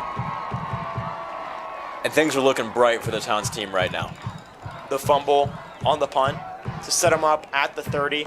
Moving down the field with just penalties. Don't even need to snap the ball. I think this small but mighty crowd is starting to get to Warren Central, and they're starting to make mistakes they weren't making earlier. I would say there are more parents here than students. You're absolutely right, but these students are antsy for a win here with 1:47 to play. 1st and 10 for the Greyhounds. You have to be on your toes in this game for both teams. Anything can happen in the game of football. Corner takes a snap. Handoff to Johnson as he gets taken to the ground quickly for a tackle for loss. Colin Johnson, the ball carrier. And the 1st timeout from the Warriors is going to be called. Yeah, I was just about to say, this is at that point where the clock is starting to fall low enough that you're going to want to start taking those timeouts. Keep the ball or keep the clock stagnant, and hopefully, if the Hounds do kick a field goal, Warren Central has enough time to march down the field and tie or take a lead. Or do you think the Greyhounds are just going to try and rely on the run game? But they have to trust on their offensive line to hold the blocks. I see no reason why the Hounds should pass for the rest of this drive, unless there's some massive loss where you're forced to pass to get into field goal range, but that should not happen. Pretty deep into Warren Central territory, so I expect them to keep the ball on the ground for the remainder of this drive. A 1st and 24 the Greyhounds were faced with earlier in this quarter. This quarter has really been all on the hands of Colner to make something happen. Yeah, Colner's really put the team on his back so far tonight. He's been making the plays that you expect him to make and the plays that you expect a leading quarterback to make. So stepping up on every aspect of the position is Anthony Colner. Takes the snap. Option with Johnson. Breaks it back inside. Makes a man miss. And is able to get back past the line of scrimmage and is able to pick up 4 yards.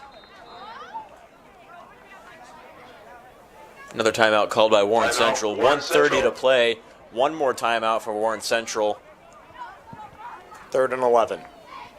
Yeah, looks like if I had to predict it, and looks like a man is hurt for Warren Central.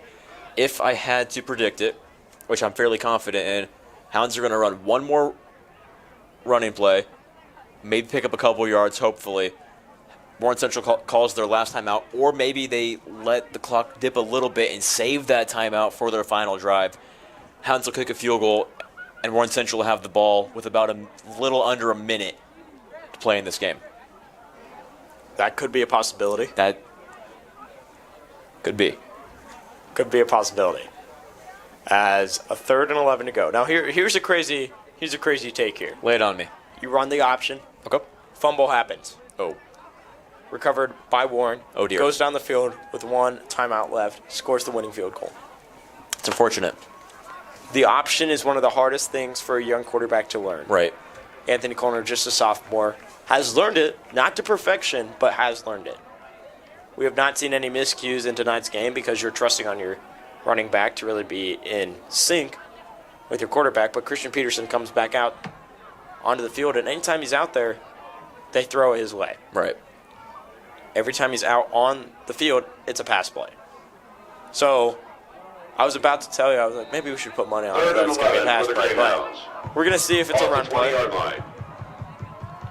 And it's a pass. You sly dog. Corner goes deep to Rogers.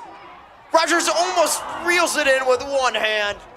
Pass incomplete. That may have been Bring up 4th down. almost on ESPN if you got that. Yeah, that was so close to being miraculous, and you called it. It was a pass play. So 1:24 left on the clock. Field goal unit comes out, and a massive play here for the Hounds. Kicking team on the field for the And if you're Greyhounds, Rogers, you've had 3 to 4 deep shot opportunities tonight and is not able to reel in one at all. You've been the go-to guy. But this is the clutch right here. As the announcer, PA announcer says, this is a chance for the Greyhounds to win the game. Snap is good. Kick is up. And it's through the uprights. It's up and good. Josh Bloschek has not missed once this season. 17 to 14, minute 19 left to play. This is where the defense needs to step up. Bloschek stays perfect, and like you said, 1:19 to play for this Hounds team. It's time for the defense to do what they do best, and that's put this team on their back and step up. But this is the chance for the offense that has been really shut down, dormant offense throughout this entire second half. We have not seen much out of the Warriors offense, but this is where they need to really string some plays together and put something into field goal range and trust your kicker. Right, we've seen part of the strength of Warren's offense has been the ability to eat up clock. But in this situation, there is no clock to eat. And so they might go hungry if they can't get some big plays down the field with only 1:19 to play. They might go hungry. You and I were talking about food earlier. You stopped at Popeyes. I did stop on Popeyes on my way here. Popeyes trip. But this is what needs to happen here. Either you get lucky, if you're a Greyhounds fan, and rely on another muff punt, or another muff, and try and recover it. Or if you're a Warriors fan, you're looking for your team to walk down and end this game. Yeah, turnover here would be a massive sigh of relief for everybody in blue or pink here tonight. But like you said, this Warriors team is very capable of going down and scoring. Bloschek lines up to deliver this one with 1:19 left to play. Taken in at the 9. And out of bounds near the 30. And he'll run it up to about the 27-yard line. We'll call it the 28. Out at the 28. Warren Central will start 1st and 10. 17 to 14.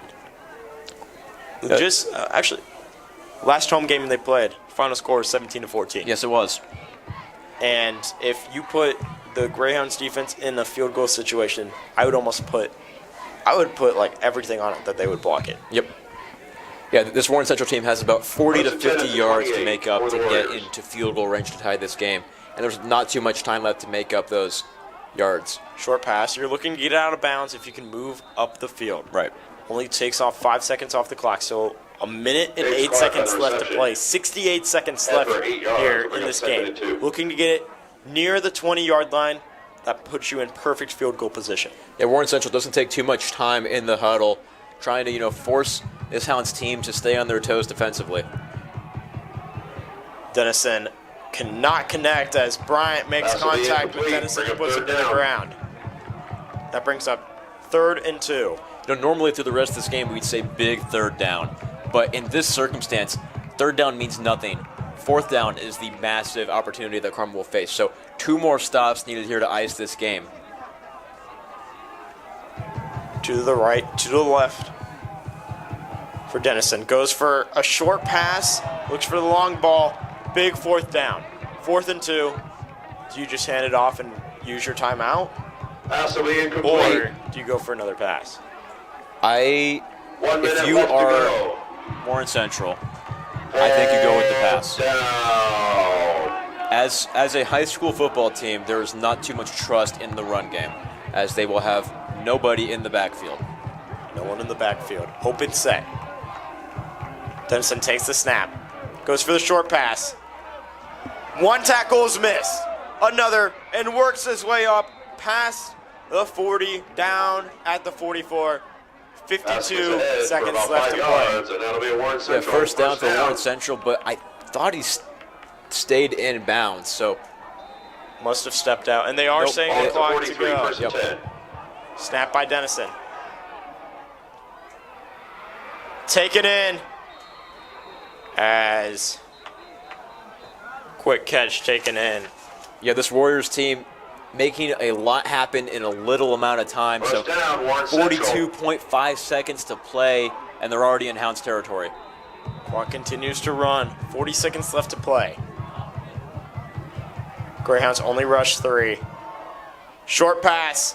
Great tackle by Marsh. Way to keep him in bounds. By Jordan Williams. As Williams falls to the ground, and a timeout is going to be called, I believe, by the Greyhounds. Warren Central. Warren Central uses their final timeout with 31 seconds left to go, 17-14. You're at the 37. All right, Casey, take me inside this huddle. What do you think is going on with this Warren Central team? Well, from what I can see, the coach is really giving it to him right now. He's getting on his guys, saying, hey, this is our moment. We don't have the best record when we play away games. Right. The crowd gets to us, but we've moved down the field. 31 seconds left to play. Yep. It's a 2nd and 5. And I think what Warren Central has going their way right now is momentum. They've been able to keep the ball rolling in a very short amount of time in this possession. So being able to continue to do that will be the key to scoring here on this potential final drive. And if you're the Carmel defense, what are you talking to your guys about? Realistically, from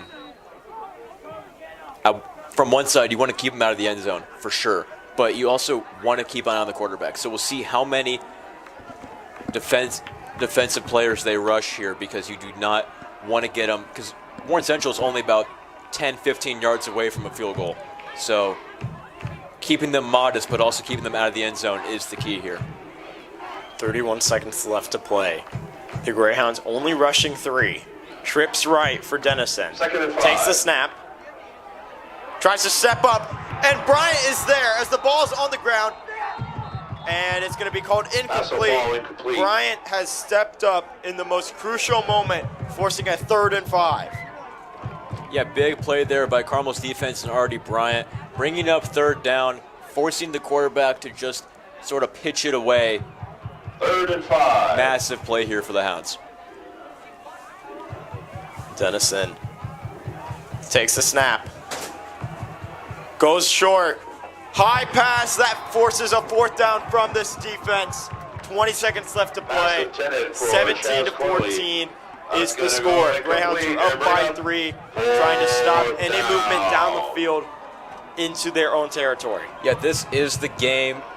Warren Central keeps their offense on the field. A few Carmel fans prepare to storm the field potentially, looks like. Dennison drops back. Pumps fakes. Goes for a short pass, and it's incomplete. That pass is going to fall incomplete. That game may be wrapped up That's here. going to be a turnover on down. 17-14, and another Carmel will turnover. take over with the by ball with 14 seconds Carmel's left to go. defense Up continues to step up. 17-14. Turnover machine they have been this season, keeping their opponent to just 14 points, and that does everything but blow the final whistle. So 17-14 appears to be the final score. Hounds come away with this one. As you are in victory formation, no timeouts left on the other side as Coyer takes the knee, and that wraps up the game. Noah pushing a team. This game was really fun until the final quarter. The Greyhounds fighting back to really win this game. Yeah, and a really interesting game to watch because we watched early on both teams sort of battling the elements. Very windy night here at Carmel, and so both quarterbacks had some issues passing, issues finding their receivers. So the run game was pivotal early on, and then as the weather sort of cooled down, calmed down, the quarterbacks found their footing, able to pass the ball a little bit more. So a very exciting second half compared to the first, and it resulted in a Carmel win. So we love to see that. And for Lawrence Central going to play Christian Brothers College next week, and for the Greyhounds going to play Lawrence Central High School in the next week. The Greyhounds are pushed to another win in the win column, while Warren is pushed to another loss. Both teams are trying their best to really find the best position, while on Sunday the drawing for sectionals is going to happen. And with that, we are going to be sending it down to Dashuan Barnes and Josh Melby to wrap up our show.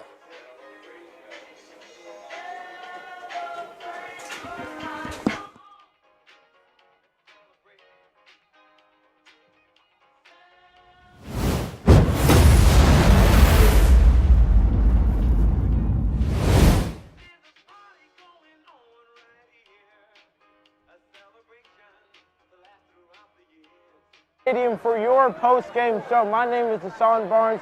Joined alongside me is Joshua Melby. Josh, can you give us a quick recap of that second half? Well, Dashuan, something I noticed from both halves, actually. We started both halves off very weak. In the first quarter, we had 14 yards to start off that first half, and it seemed to be the same case in the second half. Only 17 total yards in the third quarter. Definitely not our best quarter. We went down 14-7. It was not looking great, but then the fourth quarter, things really turned on for the Greyhounds. What I mean by that is we had Anthony Coyer with the long bomb to CP. Or sorry, not long bomb, but it was Anthony Coyer to CP touchdown. That looked great. Also, we saw a lot of running game as well as we expected. Another chilly game. Then Greyhounds had another opportunity in the fourth quarter. This was their opportunity to take the lead. That was the long bomb to CP, and it fell right out of the hands of CP, Dashuan. It almost looked like heartbreak from the Greyhounds until on the punt, they fumbled it at their own 26. We recovered it, and from that range, it's good for Plaszczyk. I mean, one of the best kickers in the nation, definitely one of the best in the state. That's basically how this game wrapped up here, Dashuan. Very, very true. What a dramatic game again. It was the same exact score of the Lawrence North game. Almost the same story, just flipped sides. Instead of for Carmel blocking a field goal, they were able to make a field goal to win the game. And with that being said, who do you think performed well tonight? Well, Dashuan, like I said, there was a lot of game on the ground tonight. It was very chilly. And I want to note that Lawrence Central was starting a freshman quarterback. We're starting Anthony Coyer, a sophomore quarterback.